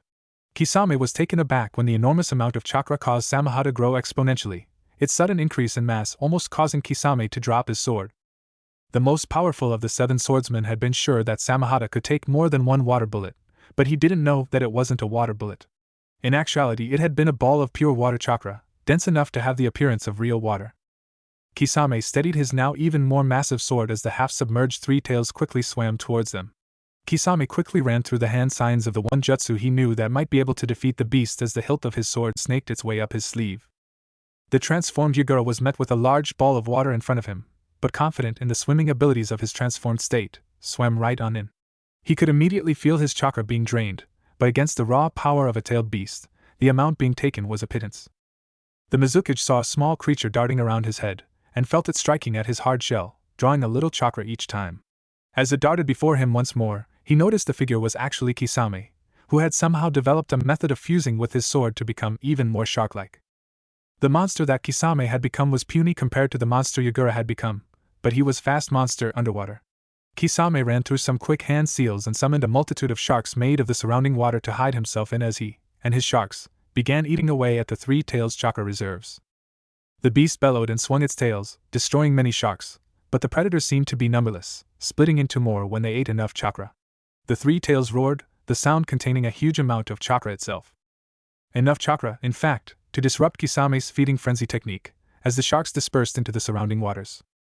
The demonic turtle had definitely lost mass, and Kisame was glad to know his jutsu had done something, even if he had been stealing chakra, not flesh. Then Kisame noticed that the beast was actually regaining its previous size before his eyes. The half-shark looked closer and saw that the edges of the beast were made of the same red chakra he had seen the mizukage covered in after Itachi's genjutsu. Kisame grinned as he realized the implications of fighting an opponent whose entire body was composed of chakra. The water expert of Akatsuki dispersed his water-prisoned shark dance technique, the water running off into the ocean. His sword emerged from his arm as his appearance became more normal. The three tails didn't expect the sudden change of battlefield, and so fell to the ground from the now air-inhabited sky. Kisame looked up and began flying through the seals needed for his trump card before the giant turtle crushed him. He finished, and thrust his hand skyward. "Super Water Shark Bomb!" shouted Kisame as the water beneath him churned upward, forming a massive shark that charged the falling three tails. The shark engulfed its target, then clamped its mouth shut, mimicking a movement made by Kisame's hands. The three tails began to rapidly shrink, and the shark bomb rocketed up into the sky as it grew to epic proportions, dwarfing the sun in the sky. The now chakraless Yugura was launched along in the torrent of water. The technique lived up to its name as it exploded high in the sky. Kisame panted with his arms raised to the sky as he looked over at his partner, who was looking as odd as his Uchiha pride would let him. The Uchiha had made himself scarce when Kisame had flooded the battlefield, and Kisame was glad for it. They both knew that the fire user would only be a hindrance in the water-prison shark dance. The debris from Kisame's shark bomb fell from the sky like rain, but one chunk was larger than the rest. Kisame and Itachi looked at the very wet, very dead body of the fourth mizukage before turning their gaze to each other. The final attack had been too powerful, fueled by the full power of a tailed beast, and had killed Yugura. The two were not excited to think of Pain's reaction to their failed mission. "On the upside, no one will know it was Akatsuki if we get out of here fast enough?" suggested Kisame.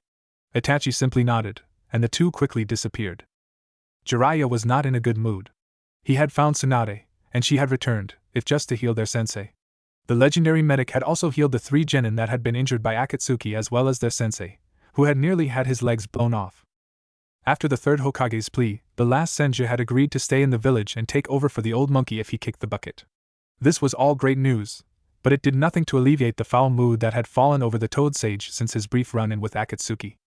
He had thought back to the forced unsummoning of the fire-breathing mountain toad's throat, and the bombs he blocked wouldn't have done the kind of damage necessary to dismiss the summon. Besides, the lack of shockwaves or booms pointed to it not being forced dismissal by damage at all. And the only alternative was dismissal by another summoner. And that was impossible, since Jiraiya knew he was the only summoner, except for the other toads. The Akatsuki member had also seemed to use the toad confrontation chant on Shikamaru, something only Fukasaku and Shima working together could do. Which meant that blonde-haired Akatsuki member had done the impossible twice. And Jiraiya hadn't been looking, but he could have sworn that the missing ninja had been utilizing Sage Mode from Shikamaru's reports. Most took the being hit by nothing after dodging story as the word of a concussed genin who had been in a genjutsu coma for 2 weeks. But Jiraiya knew such technique was possible. And he knew of only 2 people besides himself who could do it. "Ah, Jiraiya my boy. How nice of you to visit. What brings you out to our humble mountain?" asked Fukasaku as Jiraiya approached the dwelling of the 2 elderly toads. "Ma's a little mad you don't come by more often, so you might want to compliment her cooking first if you want her to talk to you," whispered Fukasaku to the old toad summoner. "Actually, Pa, I'm here to see if you know anything about a group called Akatsuki," said Jiraiya, cutting right to the chase. "I fought one of their members, and he did things only a toad summoner could do. I was wondering when you two would meet," said Shima as she emerged from the hut carrying a platter of various bugs and insects. "Naruto has been a toad summoner in the world for several years now." "What? What happened to me picking my own apprentice and successor? And besides, he's allied with the enemy," exclaimed Jiraiya. "Akatsuki isn't just a group of missing ninja, they directly attacked the Hidden Leaf. You had your shot to pick a successor, but Minato died. And as tragic as that was, there wasn't another successor coming from you, so we picked him to be our summoner," said Fukasaku calmly. "And before you get your mouth all puffed up, the toads serve their summoner. We've been allied with others before the Hidden Leaf and will be allied with others after the Hidden Leaf. As long as we have a summoner roaming the world, the toads are content." "So what?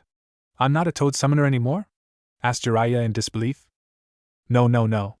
The toads will still heed your calls and follow your instructions, but we'll also do the same for anyone else who holds our summoning contract. Now calm down before you start crying and have some lunch," said Shima reassuringly as she held up the platter of food for Jiraiya to sample. "No, thanks. I just ate before I came up here," panicked the Sannin before becoming serious once more. I understand your reasons, but I still don't like this. Having a toad summoner playing for the other team is something I can't support, and I can't believe you do. Jiraiya, we're older than you by a long shot. This isn't our first picnic, and the transition between summoner loyalties is always conflicting. This method has worked for the toads in the past, and it will work again. Maybe not for you, but consider it a trial by fire. If you can beat Naruto, you can pick another summoner to succeed you as the strongest toad summoner, said Fukasaku solemnly, showing every one of his hundreds of years through his words. All right. I'm not one to argue with tried and true methods like that, but I will be beating this upstart brat and defending my summoning contract, said Jiraiya, acknowledging his resignation to the way things had to be. So his name is Naruto, huh? Seems familiar. He was named after your first book, you fool, said Fukasaku, almost proudly. Huh, grunted Jiraiya. I guess he sort of is my legacy, but if so, he's a legacy I have to erase. Akatsuki isn't some after-school club. They're my enemies, and anyone affiliated with them has to go down. Fukasaku and Shima could only worry about for the lives of their students as Jiraiya walked away from the two elder sages. Pain was not in a good mood. He rarely was, but today was worse than most. He had amassed a group of the strongest missing ninja and unaffiliated ninja in the world, but somehow, they had managed to fail, not once, but 2 times in the same week. Naruto and Deidara were excusable. They were young and trying to prove themselves, and fleeing when confronted by Jiraiya of the Sannin not 20 miles from the Hidden Leaf was understandable. But Kisame losing himself in the battle in the past resulted in the death of the 4th mizukage, and the 3 tails along with him. Luckily the mishap had occurred with one of the lesser-tailed beasts. The more tails the beast had, the longer it would take for the tailed beast to reform. Each tail corresponded to roughly a year, give or take. A 3-year delay was annoying and inconvenient, but at least Kisame hadn't killed the 8 tails. Why Itachi hadn't been able to stop the Shark Man was a mystery, but the rogue Uchiha had Pain's confidence, unless Pain violated his end of the deal. Pain held no illusions that anyone in Akatsuki besides himself and Konan cared about world peace, and in fact would be surprised if he didn't have to kill some of them before this was all over. He already had. One of the repercussions of Itachi joining Akatsuki had been Pain learning of Madara and his true goals. He had dared defy God, and paid the price. Pain did have to admit though, the fool had earned his place as an S-rank ninja. It was a confidence booster as well. If Pain could defeat the great Madara Uchiha, he could defeat anyone.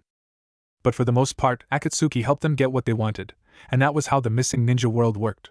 You did what suited you with who suited you and dumped them the moment something else suited you more. The process usually involved one of the parties dead on the ground, but not only the best survived. And Akatsuki were the best.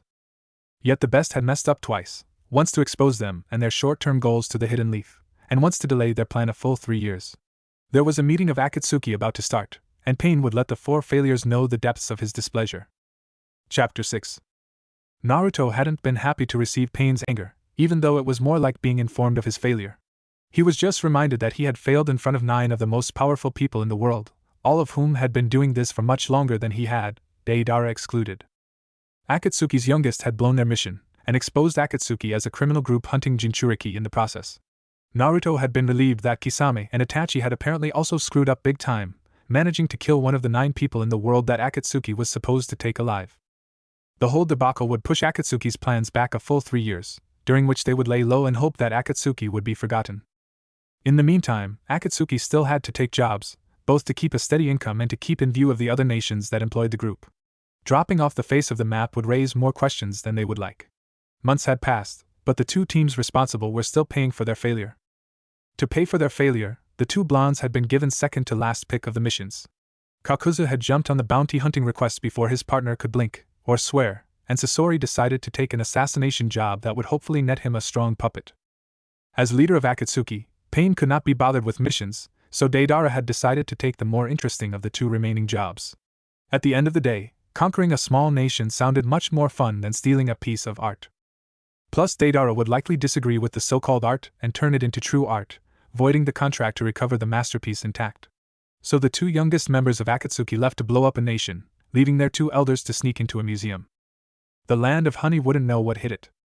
Team Asuma reporting for duty, Lord Hokage, said Shikamaru as he stood at attention alongside Choji and Sora. Please, it's a title I'll be passing on in a few weeks' time. Once the paperwork goes through, I'll just be Saratobi, said the wizened old man behind the desk. He was 69 years old, an impressive feat for any ninja, and retiring for the second time. This time, the title of Hokage would be passing on to his student, Tsunade of the Sannin. The legendary medic had brought her teacher out of the coma he had been launched into after defending his village from the invasion of the Hidden Sand. The invasion had failed spectacularly, but the oldest Kage had been seriously hurt in the process of defeating the fourth kazakage. The man had, among other injuries, managed to crush a lung with his feared gold dust techniques. The third Hokage was alive, but he would fight no more. Tsunade had agreed to take the position, but the paperwork would take time to be approved by the feudal lord, and then by the jonin of the village. Still, Lord Hokage, it is a title you will bear for the time being. What was this mission that you called us here to give in person? Asked Shikamaru. This is to be your first test as a chunin, Shikamaru. Your team was chosen for their unique skills that make them perfect for this mission. It comes straight from the feudal lord of the Land of Fire.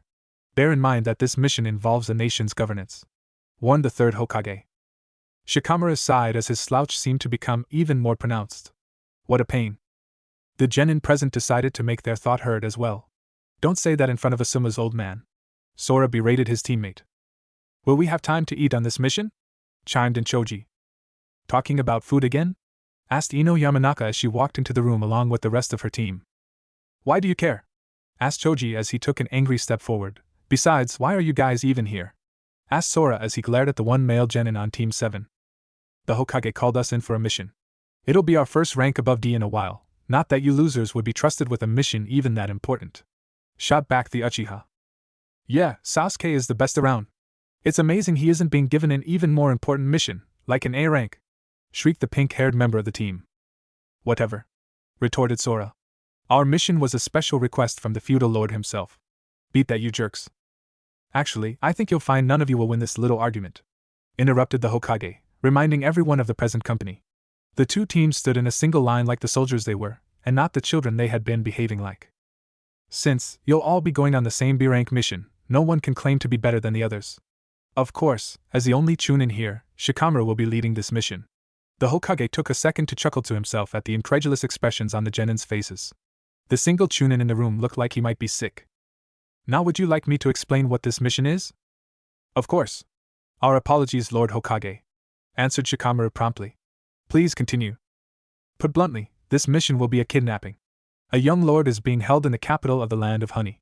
The mission will be to recover him from the Land of Honey, and bring him back to the Land of Fire. Due to political reasons that I won't bore you with, anonymity is required. You must not be discovered. The details are in the mission scroll I gave you, said the Hokage, all business from this point out. The assembled teenagers gulped as they witnessed the change from kind grandfather to ruthless dictator in under a second. Do you understand? Of course, Lord Hokage, said Shikamaru. He turned to address the other 5 members of his team. Let's go. The 6 classmates all exited the room and quickly left the building for their destination. The Hokage watched them leaving through the large window of his office. Without turning around, he addressed the brown-haired ANBU member behind him. This mission is meant as a test for Shikamaru, to see if he can handle himself in the field, but this mission could quickly spiral into an A or even S rank. I'll trust your judgment on how far they can handle themselves.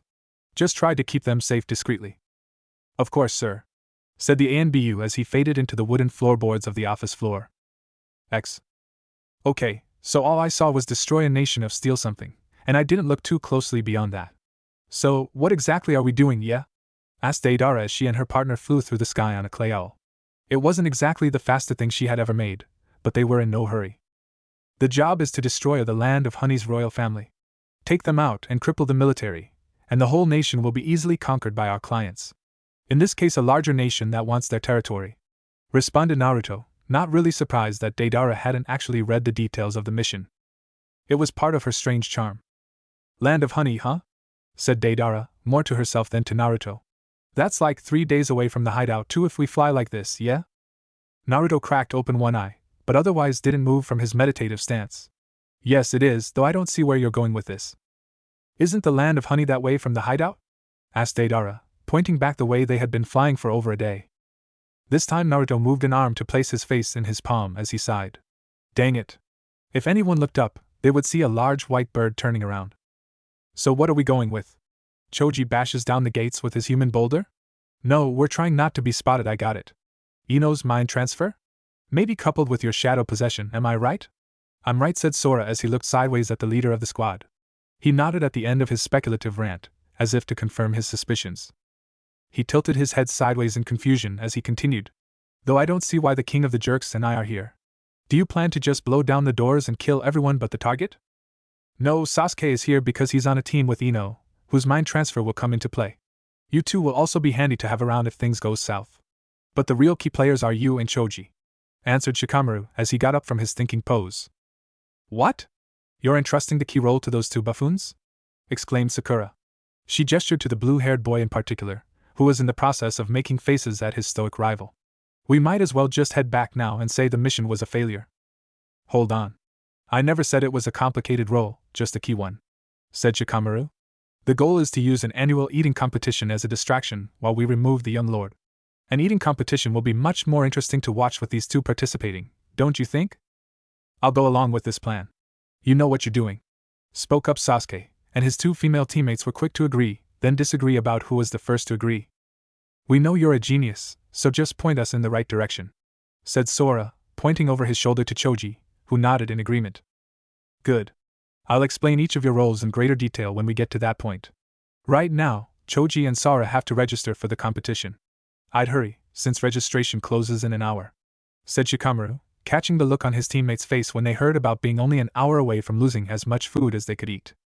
As an Akimichi, Choji converted his calories and stored fat directly into chakra for his techniques.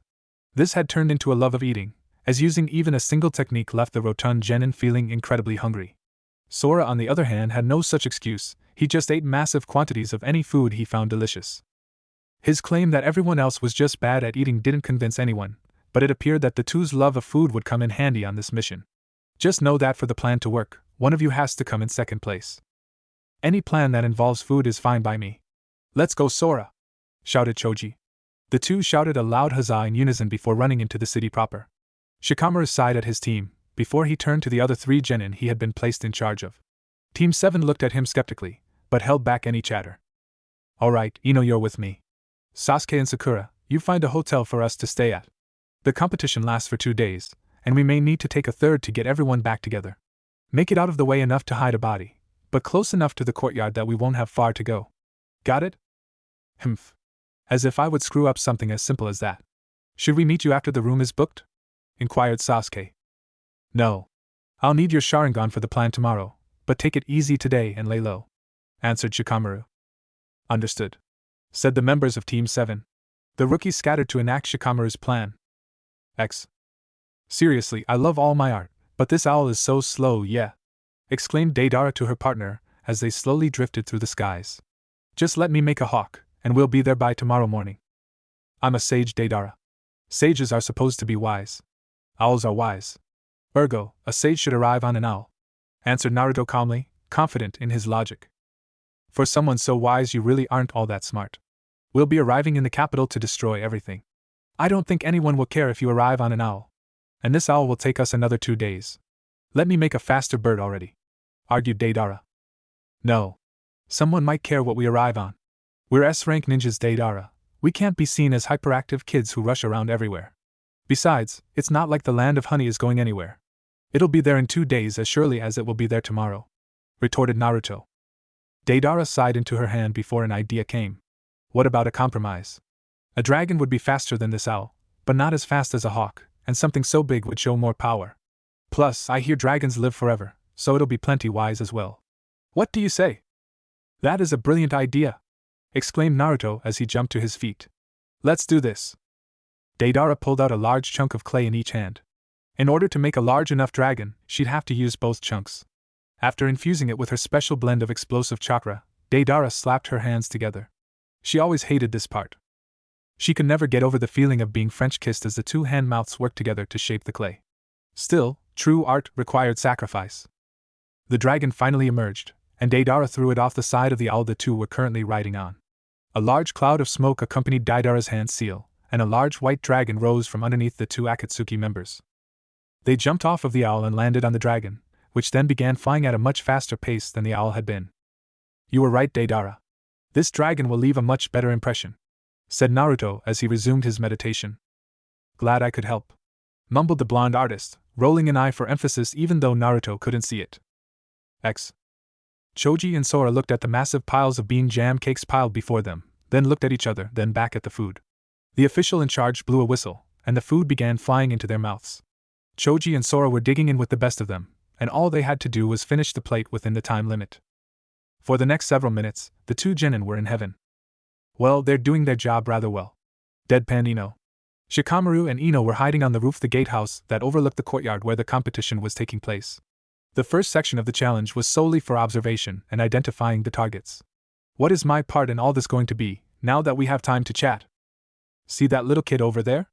Asked Shikamaru, gesturing to a young child in the spectator's box alongside a small girl and an older man who was clearly the lord of the land of honey. Looking closer, she could also see a grizzled samurai standing guard in the shadows. He's the young lord we're trying to recover. Near the end of the finals, you'll use your mind transfer to get him alone.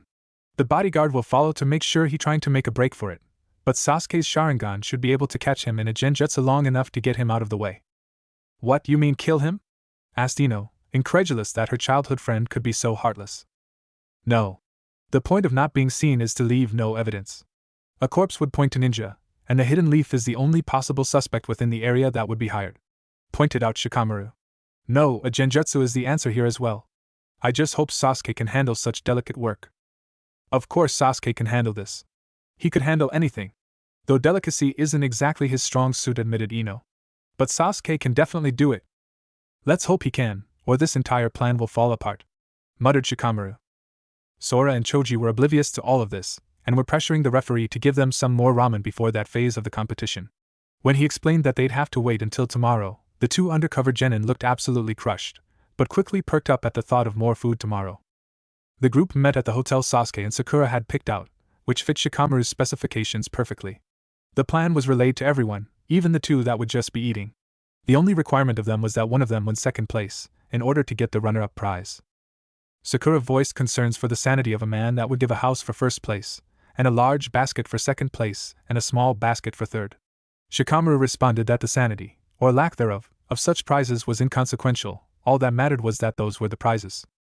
The young lord would be snuck out inside the large wicker basket, which Choji or Sora would take upon winning second place. The two would exit with the young lord, still inside his basket, after the competition, just some country folk who had come in for the free food. The genius of this plan was its simplicity. Shikamaru only hoped that the simplicity made it easy to pull off, and didn't make it transparent as a glass wall. So after we catch a Jinchuriki, what do we even do? Asked Deidara, sitting in a thinking position as their dragon lazily soared through the skies. I mean, I know we need them alive, yeah? But why? We seal their tailed beasts. It kills the Jinchuriki, but we need them alive until then, otherwise it won't work, answered Naruto, opening his toad-like eyes and cracking his neck. A tailed beast won't stay sealed inside a dead host.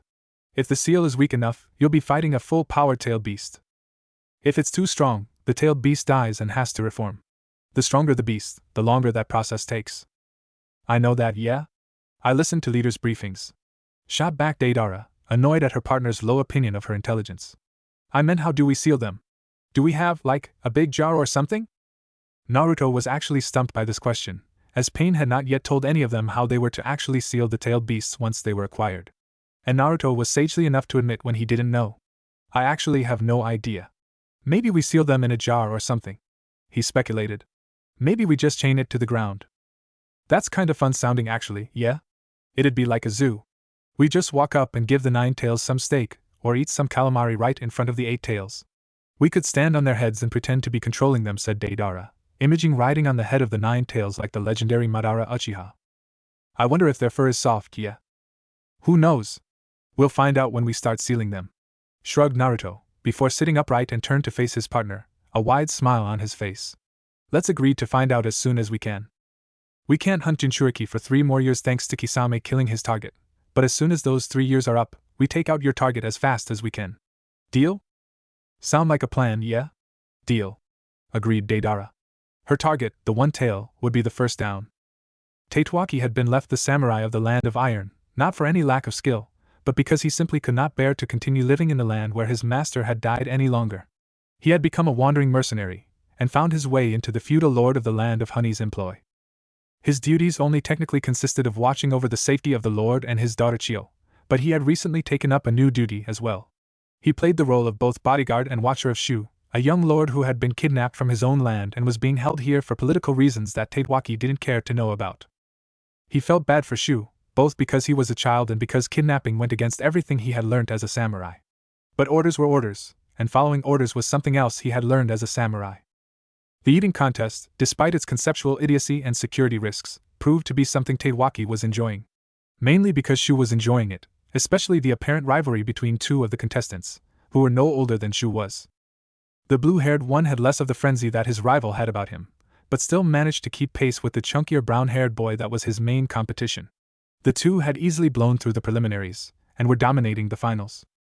Despite the seemingly mundane task of eating being the main spectacle here, the seriousness with which it was treated by the two boys and their fellow competitors made it rather interesting to watch. Which made Teiwaki suspicious when Shu suddenly stiffened before declaring he had to use the restroom. This in itself wasn't odd, but the finals were drawing to a close, and it was a tight race. Shu had seemed incredibly excited to see who emerged victorious, but suddenly dropped all emotion for a second and made an excuse to leave. It didn't add up in Teiwaki's book, and when something didn't add up, a samurai knew that ninja were somehow involved. Perhaps it was some strange mind technique that could be employed remotely, but no ninja, mind trick or not, would get past him to Shu. Teiwaki silently slipped out of the royal booth, as was his duty as silent protector, and followed the young lord to what appeared to be not a restroom, but a theater room. He entered the room right behind Shu, the door blocking his view for a split second, but that was enough for the young boy to disappear. Teiwaki knew something was amiss and drew his katana, getting into a ready stance and looking around for Shu, or anyone else for that matter. "Look behind you, fool!" Teiwaki was surprised by the mocking voice that rang out behind him. He did as the voice said and turned around, but had his sword already coming down in an overhead slice that would cleave the speaker in half. He never got the chance, however, as the act of turning brought him face to face with a disembodied pair of blood-red eyes. 3 black dots swirled in each eye, and Teiwaki felt himself losing control of his own body. Then he felt nothing. Teiwaki opened his eyes to find himself back in the booth watching the eating competition's end. The blue-haired boy had come out just ahead of the chubbier boy. The only person missing was Shu. Teiwaki began to shout out an order to find the boy, but stopped just as suddenly. Shu went back to his chambers, supplied his mind. He was feeling ill, so I escorted him there, and then set up a guard. The voice in his head didn't sound quite right, but Teiwaki decided to trust himself for the time being, but he firmly decided to check up on Shu the moment he received a plausible excuse to remove himself from the presence of a feudal lord.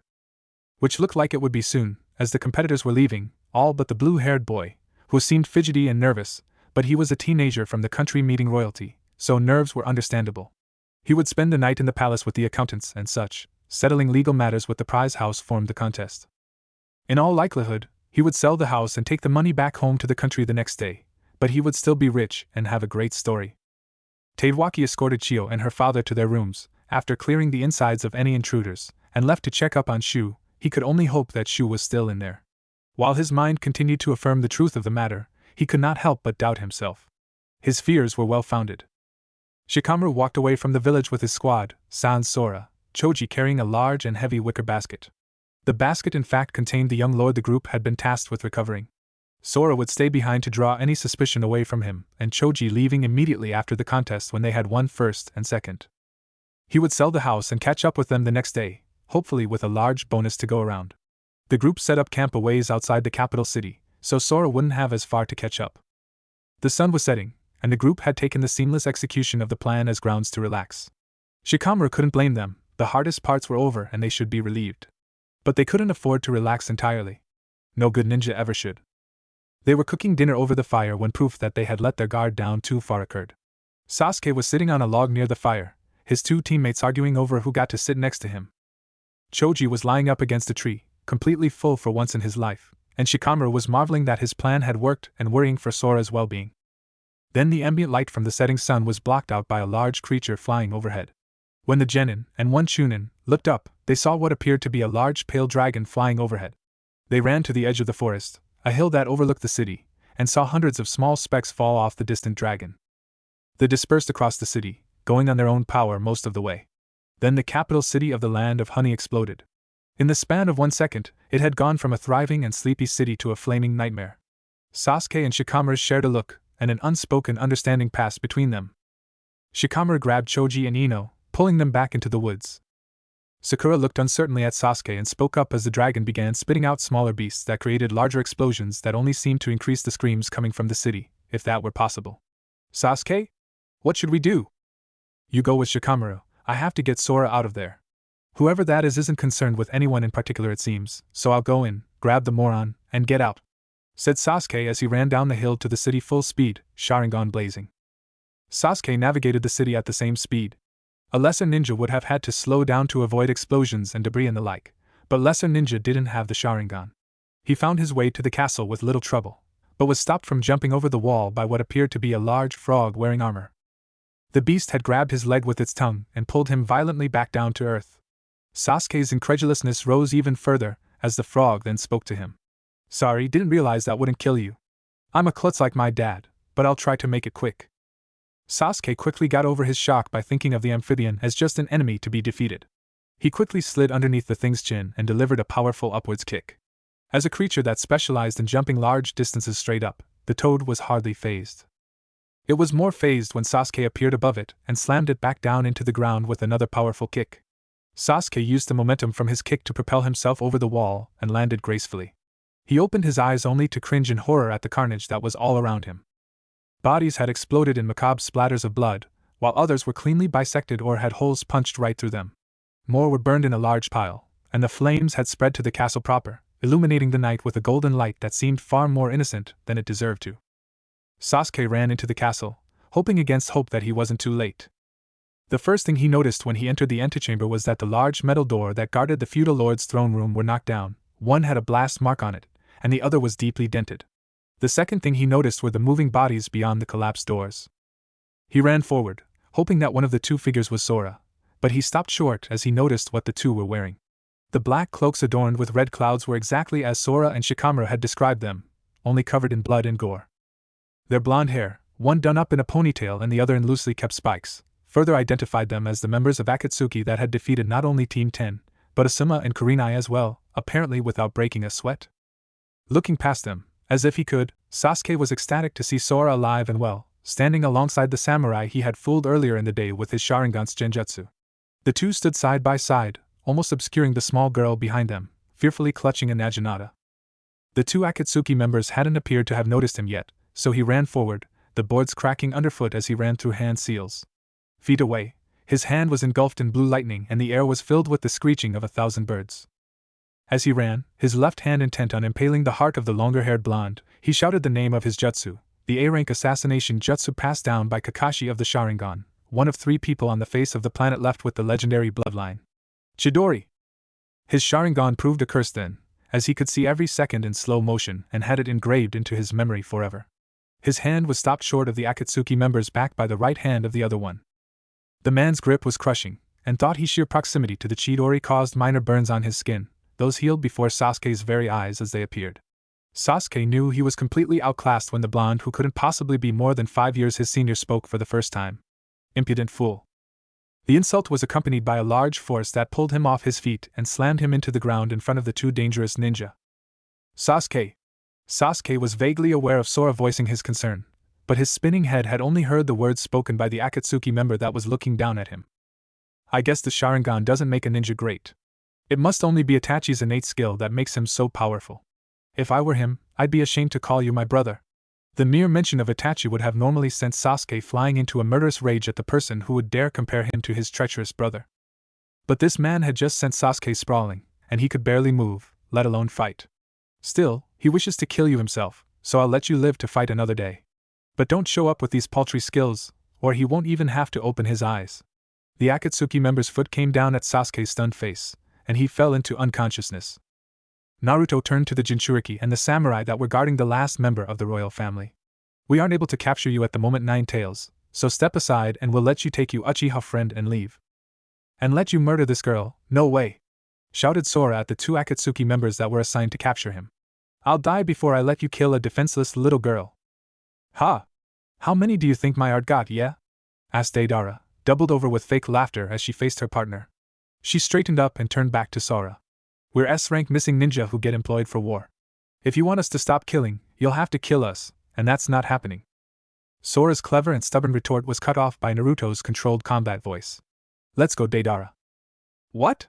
There's only 2 left, and we can capture your target while we're at it. Why would we want to leave? Exclaimed Deidara, incredulous that he would give up so easily. We aren't allowed to capture him at this point, unless you'd rather go against leader. And if we fight, he'll fight to the death. Leader wouldn't bother telling us off then, he'd just kill us outright, said Naruto to his partner before turning to the 3 other conscious people in the room. If the princess over there disappears, she can live. If she presses her claim to rule, we come back and finish the job. Let's go. The 2 Akatsuki members turned and began to walk away. Tatewaki, however, was a samurai, and his samurai training had instilled in him a deep sense of honor. He would not allow this threat to leave unchallenged and alive. It was his duty to fight and kill these monsters before they could kill more innocent people.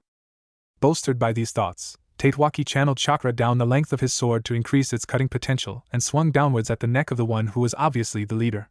His sword connected, and the excess chakra slashed through even the ground below, kicking up a cloud of dust and debris. Shame about your choice, rang out an irritated voice. Tatewaki's eyes widened in shock as the dust settled, and he saw that his sword hadn't decapitated the Akatsuki member. Instead, his katana was stopped at the junction of shoulder and neck, having not even penetrated the skin. The blonde turned his head, and Tatewaki got his first clear look at his opponent's golden, toad-like eyes. Shame, but not even an inconvenience. The end of his sentence was punctuated by his right elbow shooting back. It made solid contact, but hurt far more than a blow of that speed should have. Tatewaki felt as though the wind had been knocked out of him by a sledgehammer, not an elbow. As he doubled over in pain, the elbow that had been jammed into his abdomen came up and delivered an equally devastating blow to his head. Tatewaki went flying head over heels and landed face down on the wooden floor. As he struggled to get back up, he saw one foot poking out of a black and red cloak. Any thought of where the other foot was ended as the foot in question came down on top of his head. This third blow would be the last one, and Tatewaki died inside the crater the drop kick had created. Naruto turned again and jumped onto one of the clay hawks Deidara had made for them, before turning back as he sensed something strangely familiar. His stomach began to ache, but that was easily solved by channeling more natural chakra to the area of his seal. When he turned around, he saw the pseudo-jinchuriki of the 9 tails looking back at him, slitted pupils glaring back from blood-red eyes. In his left hand were the claws that he used to fight, only now they were unconsciously lengthened to several feet. His right hand was holding back the little princess, who was screaming as she tried to get to Tatewaki's body. Naruto decided to encourage his fellow holder of the 9 tails to better take his place before he left. If you want to be worth our coming to get you, learn to become the weapon you meant to be. Beating the 9 tails will be better reputation than beating its worthless Jinchuriki anyway. Sora growled under his breath as the 2 blondes that had decided to make his life hell left with the promise to return once they were ready for his corpse. He finally let the young girl, who he'd learned was called Shio, run to her protector's body to cry. He walked over to Sasuke's battered and unconscious body to heave his rival up over his shoulder. He could only wonder who this Itachi guy was, but if he was an Akatsuki and had it out for Sasuke, the last Uchiha would have to become much stronger. He walked up to the crying princess carrying his classmate, and could only put his arm on her shoulder in comfort. We should get out of here. He would have wanted you to be safe, said Sora sadly. His own emotions were a tangled mess, but he had to keep it together as the mature one. He began walking with the girl not far behind him to find his teammates, and go home. Sasuke regained consciousness on the way back, but Sora still had to steady him to keep the Uchiha upright. Chio followed in complete silence the whole way. They met up with the others 3 hours into their slow limp. Ino was the first one to spot them, as she was on guard duty, and quickly alerted the others. As leader of the mission, Shikamaru swallowed the lump in his throat to debrief Sasuke. What happened? Despite his attempts to keep his voice level and in control, his voice cracked halfway through the simple question. Akatsuki? Sora was the one to respond, as he had been there during their assault of the capital and the massacre of everyone who tried to resist. The blonde one from before and his partner. We never stood a chance. The mention of the dreaded organization and the specific member who had put him in a genjutsu-induced coma for over a month was enough to make Shikamaru, and to a lesser extent Choji, freeze up in terror. Ino and Sakura, however, had no idea who Akatsuki was, other than someone who could beat up Sasuke and destroy a city. They weren't any less scared at the concept than Shikamaru and Choji were. The only difference was personal experience with the missing ninjas. Sora was the one to break the scared silence. He said they weren't allowed to hunt me for a while, but they can't kill me until then. I don't know how long we have until they come for me, but we should get this mission done with and go home. Shikamaru could only nod in agreement. The group cleaned up their camp with the fervor that comes with fear and panic, before heading back home to the Hidden Leaf. Chapter 7. It had been 3 years since Kisame and Itachi had slipped up and accidentally killed the 3 tails. The beast had no doubt reformed by this point, and Sasori and Zetsu had their spy networks working overtime to try and find it. Until then, Akatsuki was free to gather tailed beasts once more, with the threat of a painful death delivered by God himself should they delay the plan further. Deidara and Naruto decided to be the first ones to capture one of their targets, and so had struck out to the hidden sand, where Sasori had informed them the one-tailed Jinchuriki had actually been appointed kazakage. Hopefully the knowledge that the Jinchuriki was S-rank would offset the lack of respect that being the one-tailed Jinchuriki would get from the other members of Akatsuki. After all, this was all about proving themselves. "Do you have all the clay you'll need?" asked Naruto, almost worriedly, but covered with a mask of calm. Yeah? Deidara paused, as she realized what she had just said. She shook her head and continued. "I've even got some pre-sculpted art ready to go. When I let loose C3, they won't be able to find the village hidden in the sand." "Fine, as long as you're careful. We can't both fight on two separate birds, and both of us on one would be too slow. I won't be able to help you up in the sky. I'll make good our escape, but that won't mean anything if you die," chided Naruto. "Alright, I get it," exclaimed Deidara. "Fight the Jinchuriki, don't kill him, get out." "With the Jinchuriki," added Naruto. "That's implied," said Deidara. "I have more than enough clay, and I won't need all of it. It's not like he can fly, yeah?" As it turned out, he could fly. Or at least his sand could, which amounted to the same thing. Infiltrating the village had been a snap. A quick bit of high-altitude flying had gotten them over the walls, and unlike the hidden leaf, the hidden sand had no barrier seal to detect intruders. Sasori's spy network had come through once again, and Naruto jumped off of the bird as they passed over the walls. Hopefully right after the guard changed shifts for the night to give Deidara as much time as possible. The ninja watching the skies had been few, and were easily dispatched with several precision bombs. Deidara assumed that any fight that involved her, fighting a kage or not, would draw the attention of the entire village. Not really seeing a need for subtlety, she rarely did, Deidara decided to throw down the gauntlet by bombing the kazakage's mansion. Before her small flock of exploding geese could make contact with the building, however, the wall they were aimed at seemingly came off and engulfed her art. The explosions came out more as dull thuds, instead of the destructive sledgehammers they were supposed to be. Deidara looked away from her failed bombing attempt, and was surprised to see a red-haired teenager standing opposite her on a floating platform of sand. The boy could only be the kazakage, or some boy who matched the target exactly and had stolen the kazakage hat. Looking at it closer, it was a stupid hat. Deidara would give the most basic right to be transformed into art though. It was a right she extended to everything. Except Jinchuriki, she had to take those alive. Deidara was taken from her mental meandering by the large stream of sand that shot towards her from the mass of grains in front of the kazakage. As she absent-mindedly sent her hawk into a steep dive to avoid it, she continued thinking about the kid she was supposed to capture, and later kill. He was quite the looker, but she was out of his league anyway, in more ways than one. It would still be a shame to rob him from the girls of his village. Maybe she'd leave them the hat. It looked stupid anyway. Deidara finished justifying the mutilation of the kazakage, and looked up to see a massive face looking back at her, mouth wide as her bird hurtled towards it. She pulled up, and the mouth reached up to snap at her. She pulled up, and quickly spun to the side to dodge the stream of sand from before. She had heard what the kazakage could do with his sand, and she knew if she was caught in it, she was done for. She tossed her right hand out, and the two birds inside it came to life and sprinted for the kazakage from opposite directions. The sand beneath him shot up from both sides and blocked the birds, which exploded anyway. The sand retreated back to ominously float around its red-haired master, and Deidara pulled up across from him. She had gathered that he wasn't one to talk, so she was slightly surprised when he deigned to do so. "I have been warned of Akatsuki and their intentions towards me. But know that as kazakage, I cannot lose." "Cool, yeah? I get to be the second member of Akatsuki to kill a kage," shouted Deidara, emphasizing the point with a small, four-winged bird that went flying from her left hand. She had perhaps hoped that the bird would prove faster than the sand and defeat the kazakage then and there, but she wasn't overly annoyed when the sand came up to block the bird and succeeded. After all, the smoke from the failed explosion concealed the first bird's twin that had emerged from her right hand moments later. The kazakage would lower his sand to try and keep an eye on her, and the second bird would swoop in and detonate. Naruto had been worrying too much when he had insisted she bring a third bag of clay. The second bird swooped around the edge of the sand shield to dodge any remnants, and Deidara was shocked to see a large mass of sand move to the left to block her second bird as well. She growled under her breath at the sight, which came with the knowledge that this might not be as easy as she had first thought.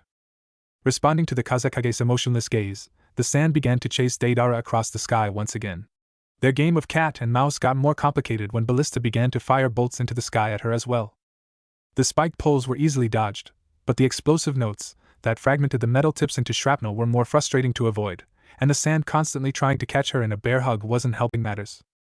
Luckily, her attention was free to focus on the kazakage, as a blonde blur was down below, burning the anti-air defenses to a crisp along with anyone manning them. The kazakage's expressionless gaze contorted to one of anger as he saw his people being killed, and Deidara saw a tendril of sand shoot out to catch her partner down below. "Oh no you don't, yeah!" shouted Deidara, as more four-winged art flew quickly at her opponent, forcing him to recall his sand. "I'm your opponent here!" The kazakage was more than glad to try and vent his frustrations on her. Naruto had decided to spare Deidara some clay and trouble by destroying the ballista that had been firing at her in the sky. Apparently, the kazakage could fly, though Naruto had faith that Deidara could handle it. That faith wouldn't stop him from coating the ballista in a healthy amount of oil, followed by an unhealthy amount of flames. He had already finished preparing the surprise for anyone who decided to follow them out of the village. Unfortunately, his arson and murder had drawn the attention of several ninja in the area. He wasn't overly worried about killing them, but he had hoped to take a break and store up chakra for the sealing later. He still had no clue how Akatsuki planned to seal the tailed beasts, but he was sure that it would require chakra. Chakra he would have to waste on the three ninja before him. One was wearing a jonin flak jacket from the hidden sand, and had half of his face covered by some sort of drape. The other male was strange. Whatever idiot decided to wear all black and carry 3 heavy scrolls in the desert deserved to be congratulated for surviving this long. He wouldn't be surviving much longer. The third was the only girl of the group, and had her straw blonde hair done up in what appeared to be 4 different ponytails. Her large war fan told all that she was a large area wind jutsu user. The 3 monsters that came out of the stupid one's scrolls were similar to Sasuke's puppets, and Naruto finally understood his ridiculous get-up.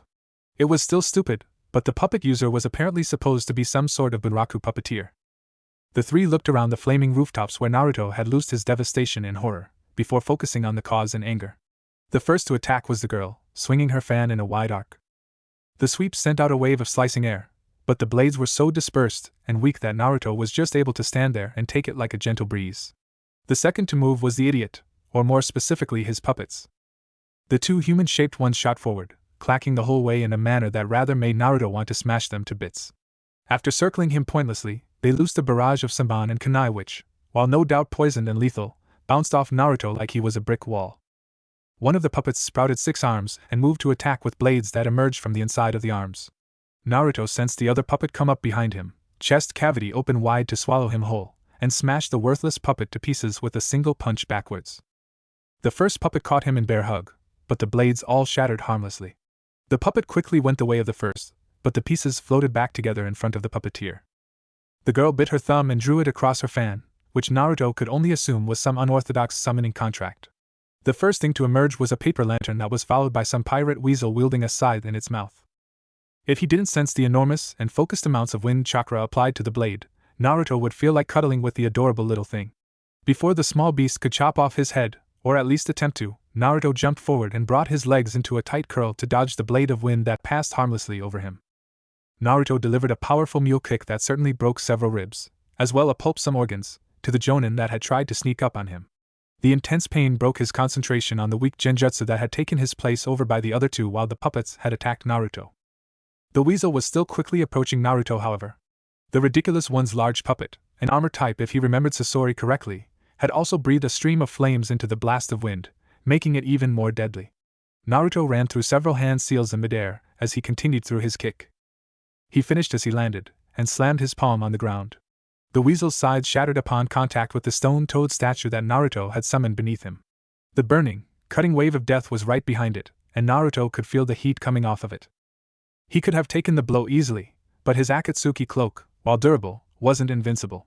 And while bearing their attack head-on would be impressive, continuing the fight in the nude would be considerably less so. Naruto decided to have some fun and show these impudent fools what a real wind jutsu was and ran through the hand seals for one of his favorites. Sage art, wind style, bunker buster. Naruto's cheeks expanded as he mixed the 3 chakras and converted it into wind-natured sage chakra. Seeing the jutsu spit out of his mouth, the puppeteer beckoned to the blonde girl, and the 2 hid inside his remaining puppet, confirming Naruto's suspicion that it was an armor-type puppet. Not that that wasn't exactly what he had been counting on. The ball of wind chakra hurtled towards the large armored puppet, but Naruto only smiled in assured victory. The bunker buster was a jutsu he had developed specifically for destroying enemies in enclosed spaces that were thought to be safe. The jutsu performed its function perfectly, as it punched a hole clean through the metal shield to enter the safe area. Naruto appreciated the reaction time of the 2 inside, as the wind hadn't even fully penetrated the armor before it opened and the 2 started to jump out. It was quick, but ultimately useless. The second stage of the jutsu activated then, expanding rapidly and violently, theoretically crushing everything inside the bunker against the very walls that were supposed to keep them safe. It was a technique designed for small spaces, so the open air made it far less lethal, and in reality it only stunned the two jonin and sent them flying. Naruto resolved to finish the job and head back to the rendezvous with Deidara. After all, the other members of Akatsuki would no doubt be moving in on their targets. Naruto was looking forward to interrupting them with news of their junior success. Naruto even planned to tell Sasori to hurry up with his own capture, and maybe throw in an art comment, just to piss off the puppeteer. The battle in the skies was considerably less one-sided. The kazakage had certainly earned his title, though Deidara was willing to guess his defensive skill was his strong point. Even with the redhead sparing glances to check up on Naruto's clash below, Deidara had to use more clay than she would like to even keep his attention on her. And he had still blocked every single one. It was like the sand moved of its own accord to protect him. That last thought gave Deidara an idea. An awful idea. Deidara got a wonderful, awful idea. She had been focusing on the kazakage as her opponent, but if the sand was autonomous, the sand was her real opponent. The kazakage just controlled it. And if he could get it to hang around him and block her bombs, he was the only who could get it away from himself. She continued the complex aerial maneuvers that had kept her out of the realm of certain death, as she prepared a lot of smaller clay birds. She loosed the bombs, and the kazakage's sand pulled up around him, but suddenly stopped when he saw where the birds were headed. The kazakage's eyes widened in fear, not for himself, but for the innocent spectators that were Deidara's real targets this time. He was forced to rely on a large amount of sand from the desert ground to prevent the explosions from leveling a good portion of the city. To Deidara's eternal ire, the sand still had enough speed left to block the four-winged bird that she had sent straight at the kazakage. But the sand had definitely been sluggish. She just needed to take more of his concentration. As much as she hated to resort to such extreme measures, it would appear she would have to bring out the big art. Guess you value their lives pretty highly. Deidara shouted over to the kazakage, who glowered in return. Unperturbed, Deidara continued to bait the kazakage. Let's see if you value their lives above yours. Deidara pulled out one of her pre-made sculptures, a bell-shaped masterpiece, adorned with wings and face of artistic despair. Realistic? Not at all. True art? It would be in a moment. The already large sculpture grew to enormous proportions on its descent to the middle of the village when Deidara made the first seal. The second seal was the signal to detonate. The kazakage lifted his arms sharply into the sky as the large mass of art Deidara had affectionately dubbed C3 exploded into a brilliant ball of flaming death. The brilliant light was blinding to Deidara's uncovered eye, but her eye scope easily filtered the light, allowing her to use the distracting explosion to launch her second, smaller and faster, piece of art at the kazakage. If he hadn't used his sand to block the massive bomb below, Deidara had no illusions that her most recent bomb would have no luck at all. The hidden sand would be gone, but the kazakage would be fine. But if there was one thing she had learned as Satsuki's apprentice, other than the fact that old people didn't understand art, it was that the village came first. Her suspicions were confirmed as she heard her bird exploded against within a foot of the kazakage's chest, blocked by only a few grains of sand. The light faded, and Deidara could better see the massive shield of sand that the kazakage had used to completely block her C3. She looked over at the redhead to make sure he was out of it before moving in to capture him. Deidara was shocked to see him not only airborne, but clinging to consciousness and trying to manipulate his sand again. At first Deidara looked around in terror to find the sand that was no doubt attempting to crush her at the moment, but she then noticed that he was actually moving the mass of sand away from its current position above the village. He was actually trying to keep the sand from falling on the village and hurting people. Deidara was awestruck that he would go to such lengths to keep his village safe. She could respect that, and took the struggle to move the sand as an unspoken last request. With great effort, the kazakage moved his sand outside of the village's outskirts, and finally allowed it to fall. Deidara's bird flew underneath the young village leader and caught him out of his freefall. He was quickly wrapped up inside the tail feathers of the clay mount, and Deidara flew off to meet up with Naruto. She let out a sigh of relief, and though she wouldn't admit it, she was glad Naruto had convinced her to bring more clay than she usually packed. The kazakage had been the toughest opponent she had ever faced, and she had almost gotten crushed inside giant balls of sand, or smacked out of the skies. If she had been carrying any less clay, she might have lost an arm or something. And that would just suck. Hayden stood above his latest tribute, a man who apparently had a rather large bounty on his head. He still had a regular amount of blood though. Hayden had checked. It wasn't like Kakuzu needed the blood to cash in his bounty. Need I remind you that the quarry has to be recognizable for me to get my money? Speak of the devil and he shall berate your methods of killing. Kakuzu was Hayden's opposite in every way but one, and it was because of that one thing they had been paired together. While Kakuzu was covered head to toe, minus an opening for his eyes, Haiden went shirtless and wore his Akatsuki cloak halfway unbuttoned. Kakuzu was economical in every movement he made, never doing more than was necessary to get his money. Haiden killed for the fun of it, or the religious significance if you were to listen to him, and preferred to drag out the kill for the maximum pain possible. Ah, fuck off. I killed him, not you, so don't go bitching about how long it took, swore Haiden. If you were in such a hurry, you should have stepped in and done it yourself. If I did, you wouldn't shut up for weeks, countered Kakuzu. Besides, your way. We have one. Be ready tomorrow. Kakuzu's sentence was cut off by a voice that spoke directly into their minds. A voice that commanded respect, even from Haiden. The voice of Akatsuki's leader. The message was short though, and Haiden and Kakuzu were left to ponder which tailed beast would be first. About damn time. As expected, Haiden was the first to resume the immortal banter. Who do you think it was? Probably those two blonde idiots were the first to try, though if that's the case I'm surprised they succeeded, answered Kakuzu absent-mindedly, hoping he had enough time to cash in his bounty before they began the whatever it was they did once they captured a tailed beast. Hey, this guy's bounty that it isn't that art freak and the sage, are you up for it? Questioned Haiden as he poked Kakuzu's stomach with his elbow. This kind of disrespect would usually cost someone their life, but Haiden would probably enjoy Kakuzu's effort more than he would expire from them. It's already my money, said Kakuzu. He paused for a moment in thought before continuing. Double or nothing. Well, I sure as hell don't have any use for your damned money, why not? Haiden remarked after a second of thinking about it. I'll even treat you to dinner when I win. Ha! We have one. Be ready tomorrow. Sasori and Zetsu stopped what they were doing at the sound of leader's voice. Sasori set down the tools he had been using to make his latest masterpiece, and Zetsu stopped eating the extra parts of Sasori's latest masterpiece. Right as soon as the deadline passes too. It's not that impressive. I bet one of them died in the process, said Zetsu and Zetsu. His two halves spoke in their own separate voices, and conveyed completely different opinions, but Sasori had grown accustomed to his partner's oddities. Now he didn't have to dispose of the extracts he had whenever he made a new puppet. He personally didn't require food, and with Zetsu eating his scraps, the two could avoid civilization entirely except for when their occupations as Akatsuki's spy masters required it. It doesn't matter if one of them died. I'm glad we already have one so soon after the deadline. I hate waiting, said Sasori.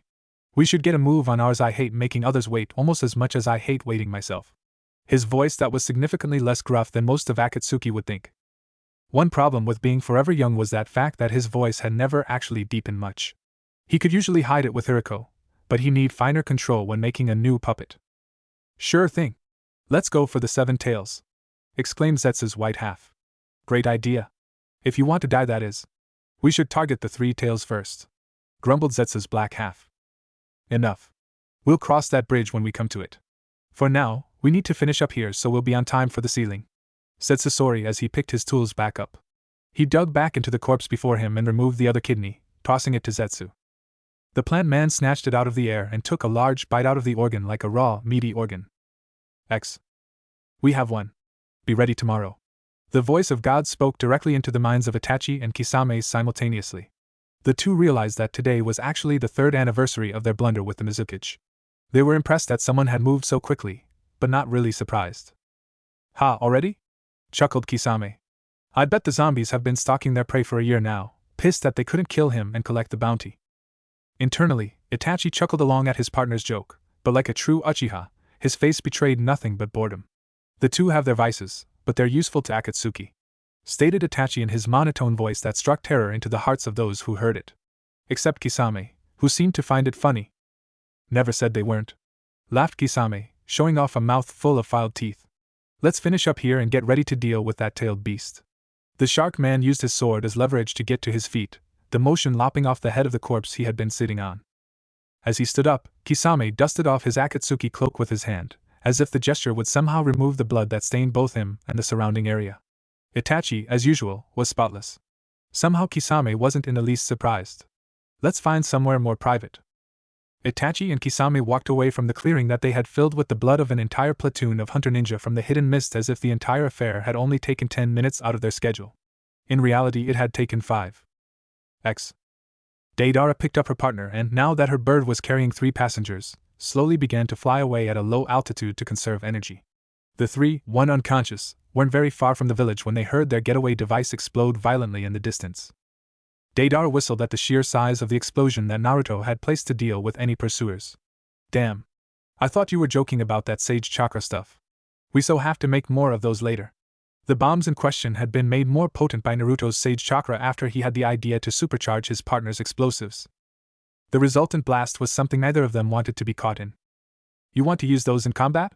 Asked Naruto, raising an eyebrow. Well, it's your funeral, I suppose. In reality, Naruto wasn't keen on giving anyone the secrets of sage chakra. One didn't become an S-rank ninja by passing out their secrets, but vehemently denying it would just make Deidara suspicious. I guess you're right, yeah?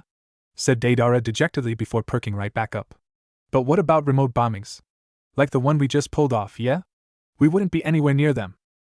Naruto thought about this, and came to the conclusion that he had no plausible excuse. Deciding that it would be a greater risk to deny his partner without a reason, he relented. He could always make up some excuse about the chakras not mixing right and becoming unstable later. Alright, but later, okay? Right now we have to deal with this Jinchuriki. As Naruto looked down at the red-haired Jinchuriki, he wondered what his life might have been if he hadn't been found by Akatsuki. The hypothetical scenarios that resulted all had one thing in common. Whether he ended up working for a hidden village, dead, or meeting Akatsuki as a Jinchuriki instead of a member, they all ended up with him losing the freedom he had come to love, being an unaffiliated ninja. Answering to pain instead of being killed by him was definitely the better of the two options, and he could still be a loyal Toad summoner.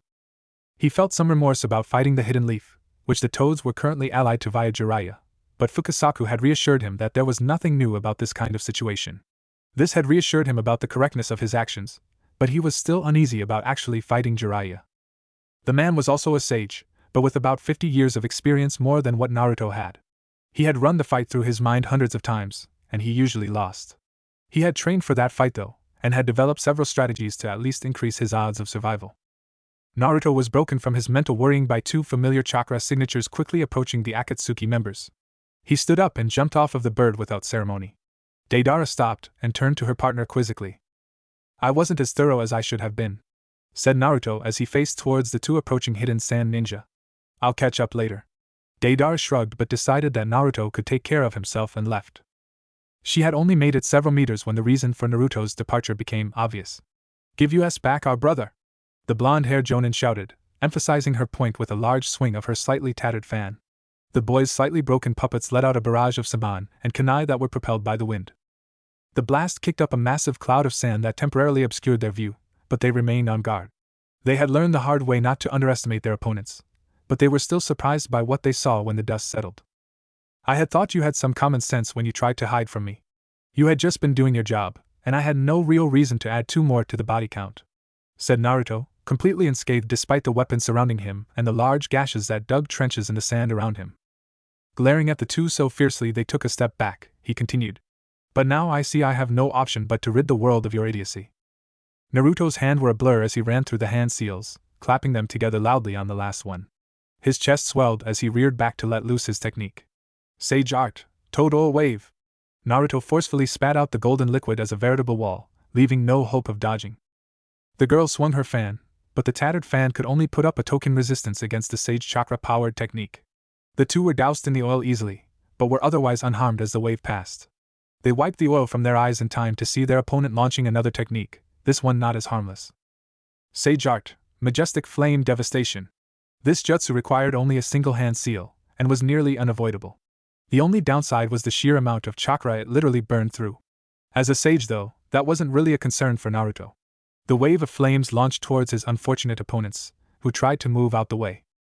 They found to their horror, however, that the oil also doubled as a high-powered adhesive, and they could only stand and watch as their doom came hurtling towards them.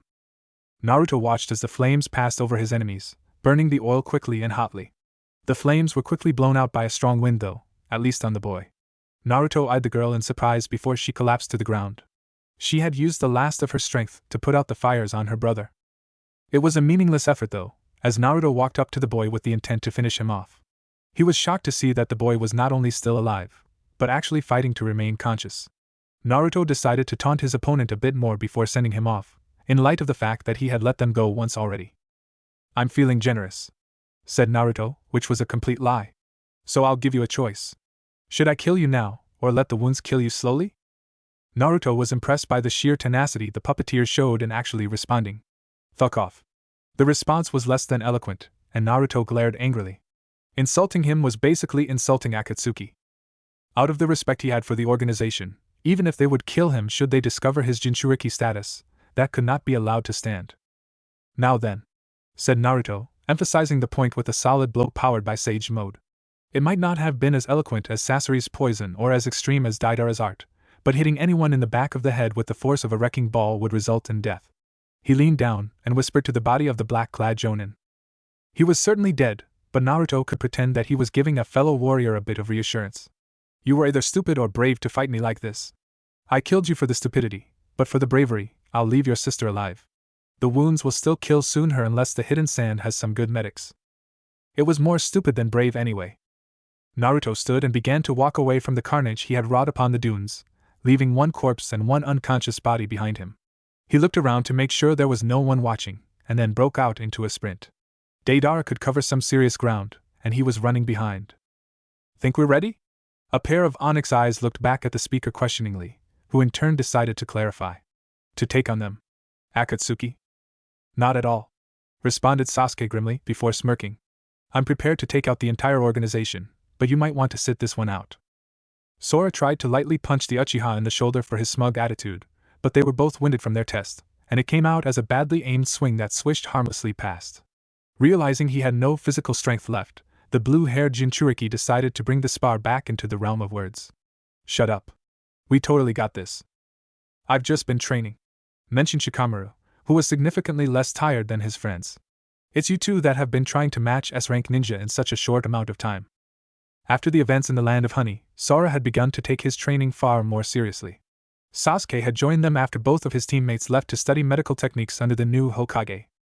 With no one to train against, he had found his way to Team 10, and he and Sora had become decent enough friends over the last 3 years of non-stop training. Their goal to surpass both each other and Akatsuki drove them head and shoulders beyond Shikamaru and Choji, who continued training as they would have otherwise. Kakashi and Asuma chuckled at their students' antics. I can't believe they managed to get the bells from you because of a book, Kakashi. Exploiting your opponent's weaknesses is one thing, but that was just sad, said Asuma as he turned to his ko-sensei.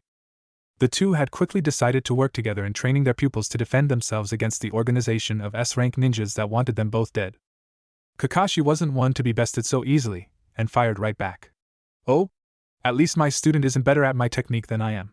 Maybe you should work on your flying swallow a bit more. The one-eyed jonin was smirking at him, but that mask prevented Asuma from seeing it. He could tell, though, it was in the eye.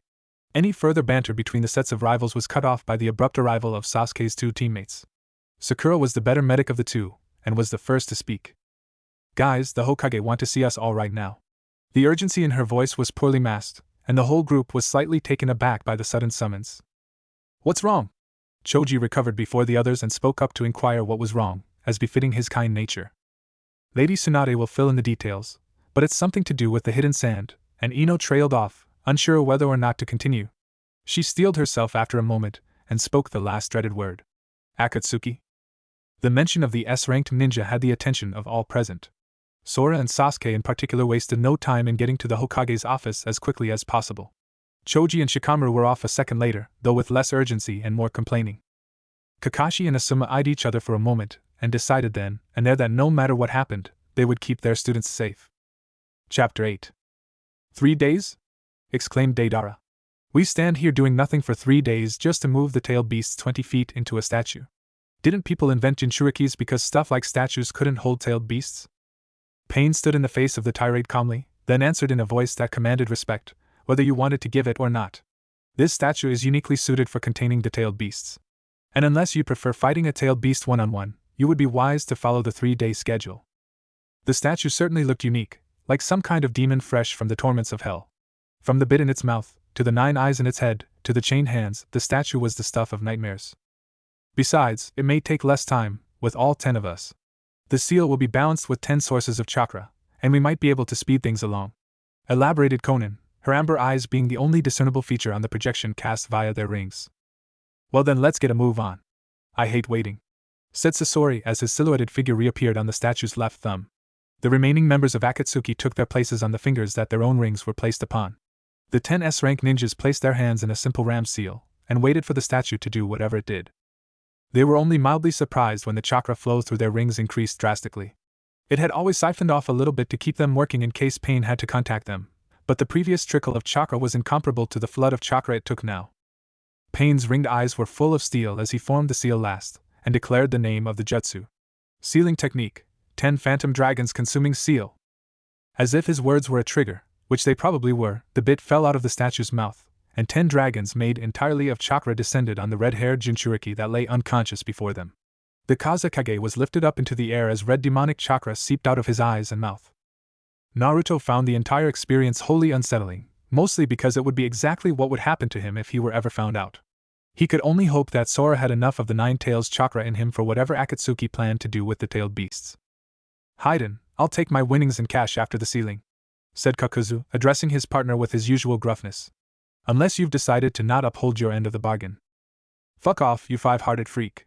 You'll get your damned money once this is all said and done.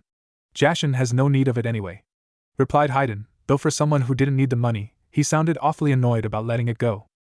Mind me asking what this bet was? Asked Naruto, quirking an eyebrow even though he knew they would only be able to see a shadowy figure. I thought that if it was you two that had captured a tailed beast, either you or the bitch would have died in the process.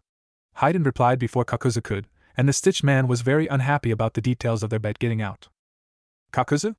Would you be a deer and stitch Haiden's mouth shut? Asked Deidara with all the false sweetness she could muster. Kakuzu's red and green eyes widened in shock. Why have I not thought of that before? His eyes quickly narrowed and looked to his right. Haiden noticed the look and awkwardly laughed. Hey Kakuzu, buddy! You wouldn't really stitch my mouth shut, would you? His only reply was a thin tendril that emerged from Kakuzu's arm and snaked upwards. Haiden's pink eyes widened in fear for a moment, and he was soon thrashing around as something seemed to attack his face. Luckily for Haiden, he managed to hold the ram's seal the entire time, and not disrupt the sealing. Deidara laughed and even Naruto couldn't hold back a smile at Haiden's muted swearing. Teams 7 and 10 arrived at the Hidden Sand Village and were ushered in with one of the least comprehensive ID checks Kakashi had ever been subjected to, even by his own village. It was just one more sign of the catastrophe that had befallen the village. Structurally, there wasn't a grain of sand out of place, but anyone could sense the air of despair and sorrow that was practically radiated by the citizens in the wake of their kazakage's capture. It was testament to how shattered the village was mentally that the Leaf Ninja wandered around for several minutes before a nearby Chunin decided to escort them to the Kazakage mansion as quickly as possible. When they arrived, Sakura and Ino were quickly identified as the medics that they had requested from Lady Tsunade, and were whisked away, presumably to the infirmary. The others followed them, and the trauma left behind by Akatsuki continued as they walked past rows of bodies, all burnt to a crisp. The wounds looked gruesome, and the smell of death hung heavy in the air. When the group found Sasuke's teammates, they were standing over another burnt corpse, the only difference being the fact that this corpse was still alive. The 2 girls were visibly sweating from the effort of keeping their patient alive. The burnt flesh began to heal, and Shikamaru's eyes widened in horror as he recognized Temari. She had been scheduled to make the trip to the Hidden Leaf to help him plan the next Chunin exams in several weeks, and now here she was, barely clinging to life. Despite the fact that she was a competent jonin of her village, Shikamaru had somehow expected her to be out of the combat, crying about how her brother had been captured. Shikamaru's eyes then narrowed as he realized that the Sand sibling that hadn't been kidnapped, or nearly dying, was nowhere to be found. Where the hell is Kankuro? I guess he's doing something important if he can't be here when his sister is dying, grumbled Shikamaru. One of the Hidden Sand genin who had been identifying bodies walked up to the Leaf Chunin and meekly tapped his shoulder. When he turned around and glared at her, the brown-haired girl barely managed to squeak out what she had meant to say. Lord Kankuro died when he was chasing after the Akatsuki who captured Lord Gaara. Unlike Lady Temari, who's gotten worse since we found her, he was dead when the search team found them. Her message complete, the genin scurried back to the bodies, which she continued to attempt to identify under the horrendous burns. Shikamaru was struck speechless. He had picked up on the despair, and even seen the bodies, but until that moment, Akatsuki had never hurt him. Oh, they had hurt him, but the physical pain was temporary. But until now, all his encounters with Akatsuki had left everyone he knew alive, if not well. He could vaguely hear the medics of Team 7 talking about how Temari would likely pull through, and heard himself express some sarcastic relief, but he really heard nothing over the sheer horror and rage directed at Akatsuki. Sora looked around the room, finding the slow healing of burnt flesh too disturbing for him. Unfortunately, the room was full of bodies that were in far worse shape than Temari was. "Excuse me, I have to get some air," said Sora, holding back his lunch. He managed to make it to the bathroom before he couldn't hold back the expression of disgust and horror. In the privacy of the bathroom, Sora allowed his tears to mingle silently with the bile. Idiot, this is all part of being a ninja, muttered Sasuke, though if he was completely honest with himself, it took all his Uchiha pride and personal will to keep from doing the same. Choji had simply closed his eyes, but one had to look no further than the unopened bag of chips in his hand to see how disturbed he was. Sakura and Ino were both of the same mind, focusing entirely on the work before them to ignore the horror around them and even the truth of the wounds before them. Kakashi bore it all with the same air of sorrow the hidden sand ninja all had. He and Asuma were all too familiar with the horrors of war, and even though this just a single 20-minute attack by two people, it rivaled some of the worst battles they had ever witnessed. Sora emerged from his emotional and physical purge as the girls were finishing up all they could do for Temari, the perfect image of tranquil fury. The bandages over his right arm were bulging as the Nine Tails chakra responded to his rage. Asuma, when are we going to end these bastards? Asked Sora, his fist tightening so fiercely they threatened to draw blood. Asuma turned questioningly to Kakashi, who in turn faced Sora and filled him in on what he had missed. I sent out Pakken to try and get a trail.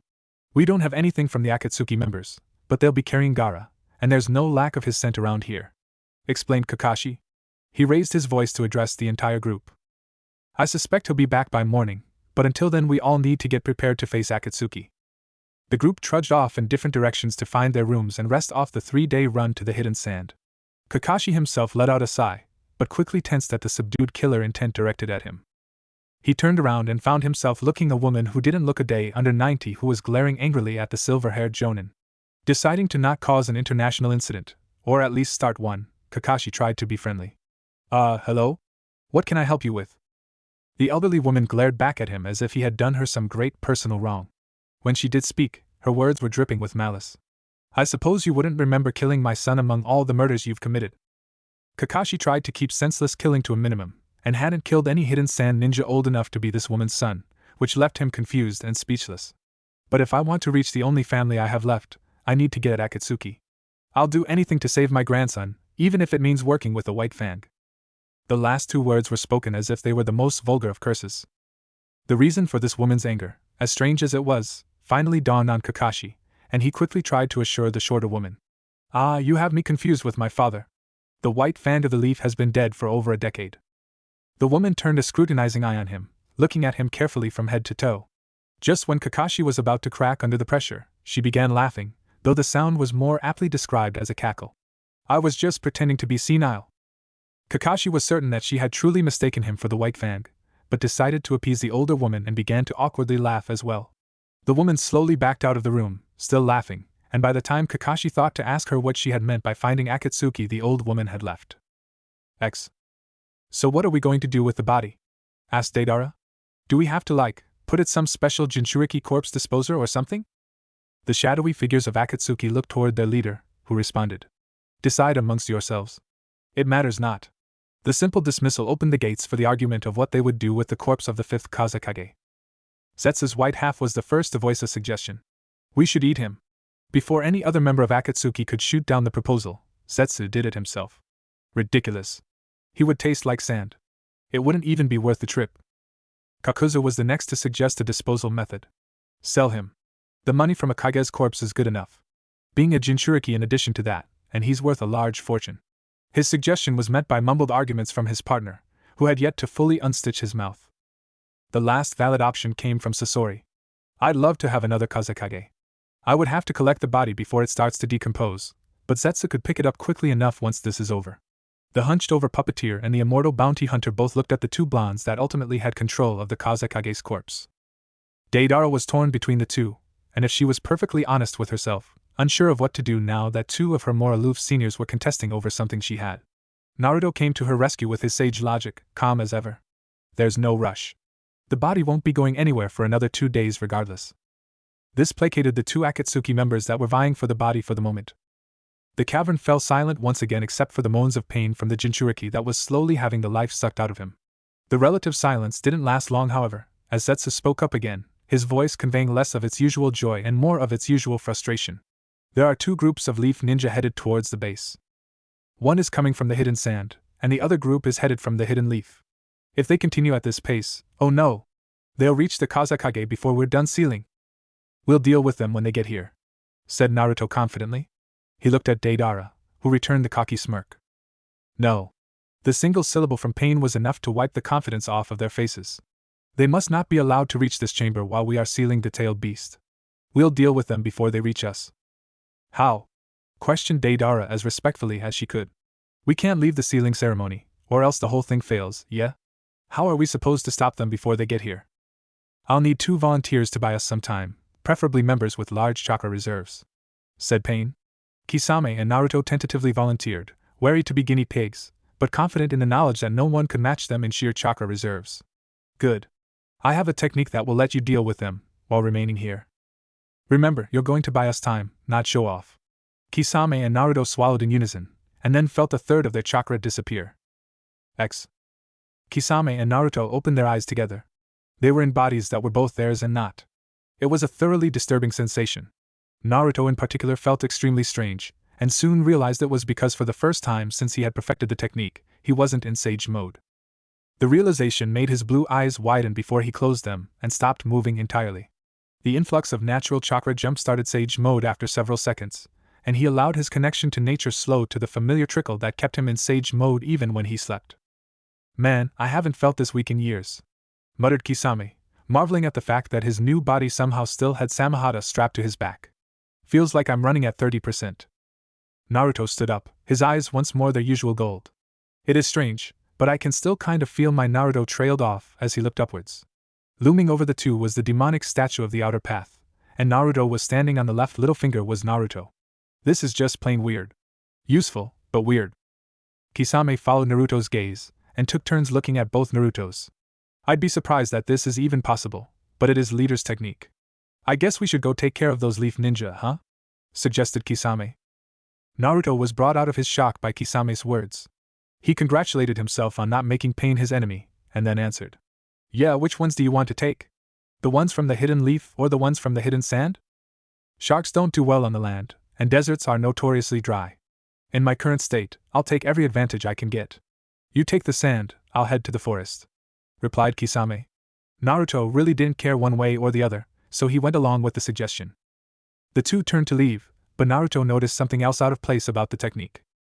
Is it just me, or do these rings seem like cheap knockoffs? Inquired Naruto as the two exited the cave. No, Samahata isn't drawing any chakra either. I guess this is some crazy complex clone technique, reasoned Kisame. The shark man decided to leave Naruto with some final thoughts before they left their separate ways. I know we're all in Akatsuki for our own reasons, but if your reason involves betraying us at any point, well, I was known for killing my comrades if they became liabilities. I joined Akatsuki to stop killing my allies. Whatever your reason, make sure it doesn't interfere with mine. Naruto simply nodded, glad that his reason for joining Akatsuki was one of survival. The two chakra tanks turned their backs on each other, a deeper understanding formed, and left to cause some carnage. Pakken had returned soon after he had left, having picked up on a strong trail. Teams 10 and 7 left to rescue the kazakage, accompanied by the old woman that Kakashi had learned was Lady Chio, a master puppeteer and the best seal master in the hidden sand village. Shikamaru and Choji were shanghaied into helping keep an air of strength on the country's borders. It had been explained to them that while rescuing Gaara was important, ensuring that other villages saw the hidden sand as still too strong to invade took priority. Shikamaru and Choji had opted to stay back and help, reasoning that they were the weakest fighters in the group, and unlike Ino, they didn't know medical jutsu. Shikamaru had also reasoned that too large of a group would likely bring them to Akatsuki's attention and slow them down further. Sora in particular was quick to assure his teammates that they were important and strong as well, but Shikamaru insisted, casting a quick glance to the infirmary, and he was rarely wrong. Pakken had tried to make it up to the two by offering to let them touch his soft and supple paw pads. Shikamaru had declined, but Choji took the pug up on his offer. Any discussion had been out of the question as the entire group struggled to keep up with Sora and Sasuke's pace. The two had slowed down after they had been too far ahead and missed a turn in the trail. If Kakashi hadn't dashed ahead and caught them, the two would have kept running all the way back to the hidden leaf. The group had found out that Gaara had been taken into the land of rivers, and they would hopefully find Akatsuki's lair soon. The first sign of trouble, however, appeared at the border between the land of rivers and the land of wind. And it took the form of a blonde teenager garbed in black and red. Kakashi had to almost physically restrain the Jinchuriki from leaping at the Akatsuki member before them. I knew you'd pass this way. Well, maybe that's wrong, said Naruto, inspecting his black fingernails without a care in the world. He stopped before continuing, facing them with a cocky grin. Pass implies that you'll keep moving onwards. The provocation had the desired effect, and Sora sprinted towards the Akatsuki member, red chakra extending the length of his claws a good 4 feet. 3 parallel trenches were dug into the ground by the noxious demonic chakra, and the claws shot upwards at the Akatsuki member. Naruto dodged to the side and caught Sora's wrist, then crossed his other arm across to catch the left hand of an Uchiha that held a ball of blue lightning. Naruto scoffed at the two-leaf ninja. Still a one-trick pony, I see. You haven't changed a bit. Just seeing if you have, replied Sora as he dropped his claws to grab Naruto's wrist and hold him there. Sasuke's right hand lit up with the electric chirping of 1,000 birds. Naruto's toad-like eyes widened in surprise at the tactic, but he wasn't taken out so easily, even with only 1/3 of his full strength. Naruto uncrossed his arms violently, knocking off Sasuke's aim and slamming Sora into the ground. The Chidori still cut across his stomach, making a shallow cut. As the two youths crossed his vision, Naruto couldn't see the lightning blade that Kakashi was charging at him with. But he'd have to be an idiot to not sense it. The blonde Akatsuki member surprised Kakashi, not by trying to dodge the attack, but instead launching his head forward. The headbutt was not a counter to the lightning blade Kakashi had ever encountered before, but it was certainly effective. The clash of foreheads sent Kakashi flying backwards, and Kakashi could have sworn that the attack felt more akin to an earth dragon than a headbutt. Sasuke landed on his feet, skidding to a halt to Naruto's left, and Sora remained on the ground, struggling to get his hand free. Now I see what people mean when they refer to the Hidden Leaf's infamous teamwork. Together you might even make me try, said Naruto as his stomach wound healed. It still didn't feel right, but Naruto chalked it up to the weird cloning technique Pain had used. The pink-haired girl ran up, clearly telegraphing her straightforward jab, yelling in anger the whole time. Naruto decided to show a sage's defensive strength before killing the stupid girl to show he meant business. He was completely unprepared when the punch hurt, and sent him flying backwards like an arrow from the bow. As he crashed through the trees behind him, he vaguely heard the girl taunting him. How did someone that weak end up in Akatsuki anyway? The punch had hurt a lot, even in sage mode, but it was far from a finishing blow. Naruto stood back up and emerged from the cloud of dust and wood chips. Thank you? All eyes turned to him in surprise that Sakura's punch hadn't seemed to do anything. Now I know who I'm going to kill first. Look out! Befitting his duty as primary scout, Neji was the first to spot the danger. Said danger took the form of a bandaged lump half submerged in the ground rocketing towards Team 9. All of them were very proud of their taijutsu, and easily dodged the attack. The bandaged thing shot past them and smashed into a nearby rock formation, kicking up a cloud of dust in the process. The most physically fit team in the entire Leaf Village readied themselves to fend off another attack as the dust cleared. Standing in on top of the rubble was one of the strangest individuals they had ever seen. He was incredibly tall, and held the bandaged thing like it was a sword. He was also blue and had gills underneath his eyes. Oddly enough, it wasn't this that made Team 9 wary. It was the black cloak adorned with red clouds that he wore, marking him as a member of Akatsuki. He laughed the blue man, his pointed teeth giving the impression of a shark. I suppose it would have been too easy if that attack got you. My partner doesn't usually let me play around much, so I'm going to enjoy this. Might Guy, the leader of the team and the Hidden Leaf's premier taijutsu expert, gasped in recognition. You're an Akatsuki member. The rather obvious and unhelpful descriptive unveiling of their opponent's identity had several effects. Neji and Tenten groaned at their sensei's inability to read the foreboding atmosphere. Rock Lee, however, had a much different reaction. You're so wise, Guy-sensei. Tenten had to physically reach over and stop him from pulling out his notebook and writing his sensei's genius deductions. Kisame quirked an eyebrow at the leader of the Leaf Ninja. The green spandex and orange leg warmers were more striking than his own Akatsuki attire in their own way. Other than the Chunin dressed almost identically, the other members of the team were dressed much more sensibly. Well, I suppose you're not wrong, trailed Kisame. But I'm a bit famous in my own right, so let's see if I can make you recognize me, huh? With that, Kisame tossed his blade up into the air, and decided to start out with a pretty recognizable technique. Water style, exploding water shockwave. He threw up gallons upon gallons of water, riding the rising tidal wave up to catch Samahata. Let's go! The wave crashed down on the Leaf Ninja, who decided to buy smart and jump over the wave. Kisame wouldn't let them get away that easily, and swung his sword to lop the strange leader in half. His swing was stopped by the Jonin's Chunin lookalike. The upwards kick knocked Samahata right out of his hand, and the blast of chakra infused air the other Jonin sent into his gut sent Kisame flying as well. He had the presence of mind to grab Samahata out of the air on his way past, and the action likely saved him some pain. The girl on the team, who had been standing back up to this point, sent a spiked ball flying at his head. Samahata smacked the projectile away into the water left over from his attack, and the plume of water indicated the thing had actually exploded. The Leaf Ninja regrouped on what was now a lake. Guy's eyes widened in recognition. That headband. Those powerful water techniques. Kisame grinned, glad that he had finally been recognized as the feared monster of the Bloody Mist village, strongest of the 7 ninja swordsmen, Kisame Hashigaki.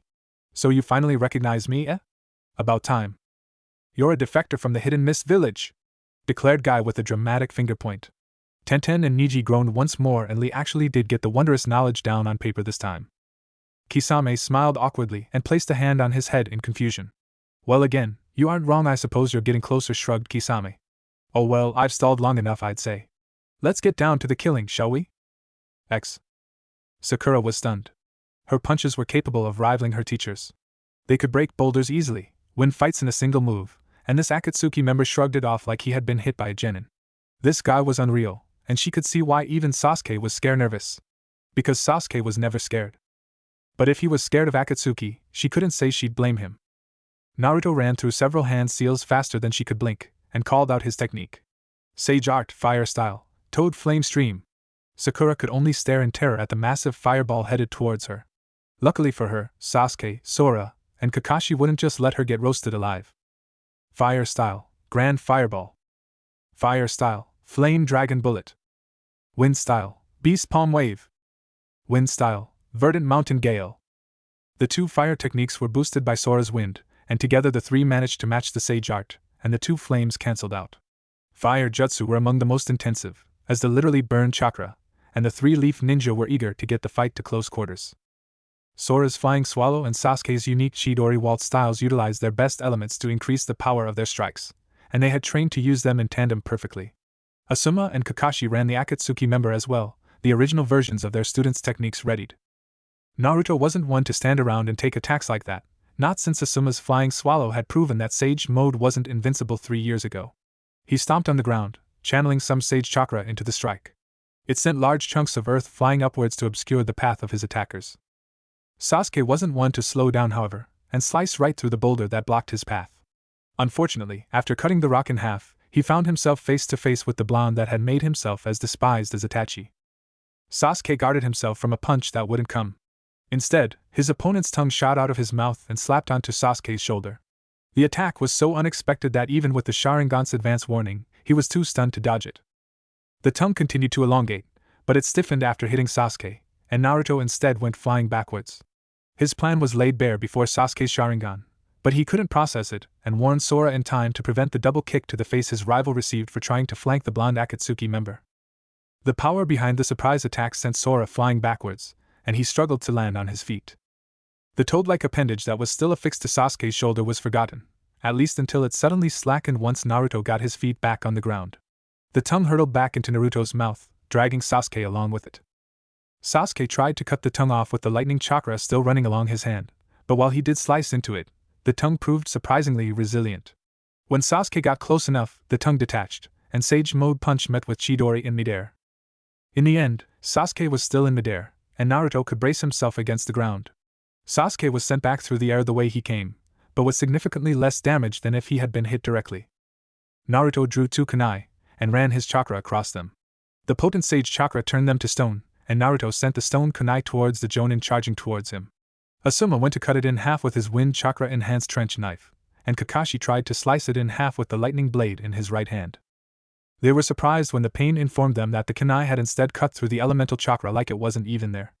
Asuma pulled the kunai out of his shoulder, and Kakashi looked at the slice across the back of his hand as the lightning blade faded. He's definitely earned his place in Akatsuki.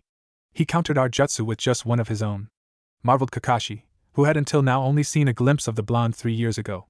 And his chakra is strange too. Do you see it, Sasuke? Yeah. My Sharingan was too weak to see it back then, but now I see why. His chakra is nearly indistinguishable from the chakra in the air around us. It's like he's a part of nature, observed Sasuke. Hey, I guess you found me out. I draw chakra from nature. It's more potent, but it carries some heavy risks. Risks I overcame with hard work and diligence. Naruto clenched his fist as he continued. Let me tell you something else. Chakra, even nature transformation, will never come close to what natural elements can produce. Now do you see how useless it is to resist me? Every jutsu I use will be stronger than yours, every move I make will be faster, every blow stronger. You don't stand a chance against a force of nature like me. Naruto shouted the last part as he rushed forwards. Naruto jumped halfway towards the leaf ninja, avoiding a set of near-invisible wires that stretched between the two puppets on either side of the clearing. The two puppets flew in towards him anyway, each carrying a katana. Midair, Naruto caught both blades in his hands, then twisted the swords to snap them like twigs. Kakashi and Asuma ran at him as he landed, signature nature transformations in hand. Sora and Sasuke did likewise, running in from the sides to flank him. Naruto hurled the two snapped blades at the jonin, spinning end over end. Naruto transitioned seamlessly into a series of steals, and blasted to wind blasts to the sides, which sent Sasuke and Sora flying once more. Asuma and Kakashi hopped up to avoid losing their feet, but that move turned out to be a mistake. They were unable to stop Naruto as he shot past them towards the two Chunin medics and the old puppeteer. Chio stepped forward, her arm clacking as it revealed itself to be a puppet prosthetic. The chakra shield it emitted barely slowed Naruto down as he brushed her aside like a fly. Ino attempted to get off her family jutsu and take control of the juggernaut heading towards them. Naruto wasn't having any of that though, and slapped her arms to the side as he sensed the chakra about to release. The mind-body switch hit Asuma instead, and the unexpected shift from standing to running caused Asuma's body to trip over its own feet. Kakashi was also caught off guard by his comrade's collapse and tripped over Asuma as the bearded jonin fell into his path. With no mind in it, Ino's body collapsed to the forest floor as well. But Naruto's target was someone else. Sakura tried to send the Akatsuki member flying away like before, but Naruto wasn't one to fall for the same trick twice. He effortlessly ducked under the straight jab and used the motion to sweep the pink-haired medic's legs out from under her. His fist reared back to make good on his promise before he dealt with the other 7 ninja. The Sage Mode enhanced punch descended, carrying enough force to turn the girl's face into paste. Much to the surprise of all, especially Naruto, the fist stopped inches from its target, kicking up a ring of dust on the ground and still knocking Sakura unconscious from the sheer force it had before its abrupt halt. Sasuke, now recovered from the wind blast earlier, tackled Naruto off of his helpless teammate, then quickly got some distance. A stunned Naruto stood up, looking in awe at his right arm, which was now distinctly not human, but toad. The toad-like skin was spreading up his arm, and his hand was already turning to stone. Naruto tried to vent the excess natural chakra, but for the first time, the process wasn't reversing. I guess this body isn't used to Sage Mode, even with me in control. You got lucky, Leaf Ninja, but don't worry. I'll see you all very soon, said Naruto, shockingly calm for the circumstances. In addition to the human-to-toad-to-statue transformation, his skin was falling away like paper, revealing another individual entirely. The Leaf Ninja, and Chio, could only watch in fascination as the man before them, for it was no longer Naruto, turned into a toad-like statue. They had no idea who they had been losing to, but one thing was clear. Naruto had been beating them all, without even being there. I know who you are. You're a member of the 7 ninja swordsmen. But which one? I'm getting tired of this, you weird beast, said Kisame. He and Team 9 had been going at it for a while now, and every time he got close to killing one of them, another would swoop in and rescue them. Kisame decided to separate his opponents, but before he could decide how, the green-clad jonin appeared right in front of him. Not even Itachi could move that fast, and Kisame had his sword kicked out of his hand once again, and the jonin had the nerve to ride his sword away. The 3 others jumped at Kisame to take him out, but Kisame had other ideas. The shark man slammed his hands into a basic seal for a basic jutsu. 3 towers of water shot up around him and assumed his form. The water clones blocked the incoming taijutsu attacks, but the impact turned them back into water. More chakra made more clones, which used the water from the previous batch to trap the 3 leaf ninja in their own little water prisons. The leader jumped back at Kisame, daring to hold Samehada in his hand to try and attack Kisame with his own sword. In Kisame's completely unbiased opinion, the fool got what he deserved when Samehada rejected him, piercing his hands with its spikes. The jonin dropped the legendary blade, and Kisame caught it midair. A swing and a miss later and Kisame stood surrounded by 3 water clones holding 3 leaf ninja, and Guy stood on the water's surface several meters away. Kisame's eyes narrowed in concentration as the taijutsu master reached into his kunai pouch. The blue Akatsuki member was surprised when all that emerged was a pair of nunchucks. One of the linked pieces of metal came swinging at Kisame a second later, and he decided that they were incredibly lethal in the hands of an experienced user. He ducked the strike, but the metal bar and chain wrapped around Samehada, locking Kisame in place unless he wanted to lose Samehada a third time. Guy used the nunchucks as a hold to accelerate a roundhouse kick at the Akatsuki's shark. Kisame ducked even lower for that blow, now practically crouching. The jonin's foot landed on Kisame's back as the nunchucks came loose. Guy used the Akatsuki member's back as a platform to launch off of towards the 3 water clones facing away from him and knock Kisame down onto the water. The second roundhouse kick decapitated all 3 of Kisame's clones, and freed the Chunin and newly minted jonin. Kisame recovered before his clones died, and used the time to run through a series of hand seals. His limited chakra reserves coupled with the fact that he actually had to use his chakra sparingly for once, but he deemed the use of his jutsu strategic. He finished the last seal as the three freed leaf ninja began sputtering and gasping, and the water in front of him began to writhe. Water style, water shark bomb. The water shark leaped out of the water before Kisame and flew through the air towards the leaf ninja. The long-haired one noticed, and they all jumped out of the way. They didn't anticipate the second half of the jutsu as the shark bomb exploded in a wave of water. Kisame rushed towards the censor of the group, who had jumped in a different direction, intent on lopping him in half with Samahada. He was slightly taken aback when his strike was deflected by a spinning ball of chakra, but true to its nature, Samahada ate the chakra quickly upon contact. Kisame grinned at the teen's expression as he reversed the direction of his swing and tried to slice from below. No! The blasts of chakra that accompanied the two simultaneous shouts would have sent Kisame flying if he didn't stop his attack to block. The long-haired jonin landed gracefully and quickly retreated, but he was quickly replaced by the two green-clad ninja. In addition to the chakra rolling off of their bodies, their skin had turned a furious red, and Kisame had barely sensed them move. The dual upper kicks both knocked Samahada out of his hands once more, and sent him flying up into the air as his head snapped back. The younger of the two jumped up and punted Samahada into the distance, removing any chance of Kisame getting it back anytime soon. The older of the two simply appeared in front of Kisame as he was halfway through his hand seals. Kisame's eyes widened as he ducked a punch that literally launched a fireball as it shot past his shoulder. The second punch wasn't dodged, and Kisame felt a burning pain shoot through his entire body. The fourth punch landed as well, then the fifth, then the sixth. Soon Kisame had lost count in the pain. He was vaguely aware of his skin falling off and burning, and he realized with a start that the jutsu was ending, most likely because of his imminent demise. Guy landed the final punch with a youthful shout of the technique's name. Morning Peacock. The last hit launched the former member of the Hidden Mist 7 ninja swordsmen who had joined Akatsuki flying into the water.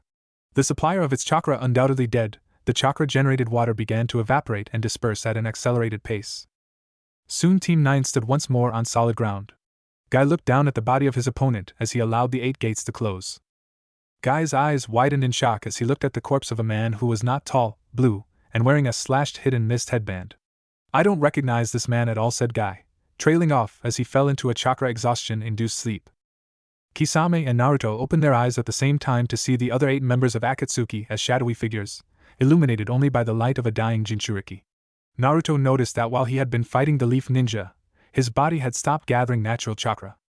He was still in sage mode, and quickly started gathering natural chakra once more, but if he had stalled any longer he might have lost sage mode in front of Akatsuki. Losing the presence of such potent chakra could allow any of the sensors in Akatsuki to pick up on the 9 tails chakra that sage mode usually masked. I swear to Jashin, you lousy son of a bitch, when I don't have to keep this damned ram seal, you are going to be my next tribute. Apparently sometime in their absence, Haiden had managed to chew through his stitches, something Kakuzu seemed incredibly irate about. Haiden, if you don't shut up I'll kill you, grumbled Kakuzu. Ha! If your pansy ass could kill me, I'd welcome it, challenged Haiden. I take it the leaf ninja are on their way? Pain's voice silenced any idle chit-chat and drew all attention to Kisame and Naruto. That weird cloning technique broke down under the strain of my techniques, but I managed to wound them enough to slow them down for at least a day or two, replied Naruto. He was aware that he had technically succeeded, but the fact that he had lost in the end still ruffled his feathers. Same here, though the ninja I was fighting pulled out the big guns to deal with me. If they push on instead of resting up, they won't be able to stand when they get to the Jinchuriki, added Kisame. Good. The simple one-word answer from their leader destroyed any doubts the two had about the success of their mission. When it became obvious that he wouldn't say any more, Akatsuki continued their conversations where they had left off. It appeared that 3 days of not moving would turn even Sasori talkative, as he and Deidara were arguing over the reality of art. Haiden and Kakuzu were threatening each other, and Itachi was filling Kisame in on what he missed.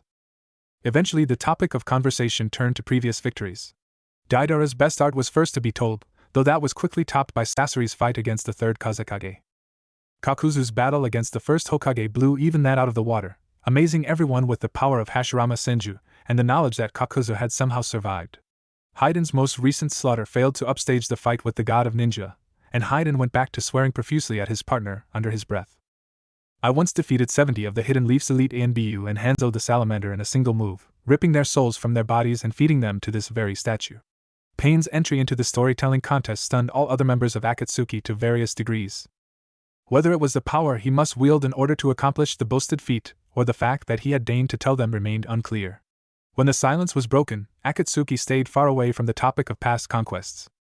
What if Naruto was raised on Mount Myoboku? And thanks for watching my video till the end. If you enjoyed this content, then do consider subscribing to my channel, and leave a like if you guys need the next part, comment down, and thanks for watching the video, and see you guys in the next video.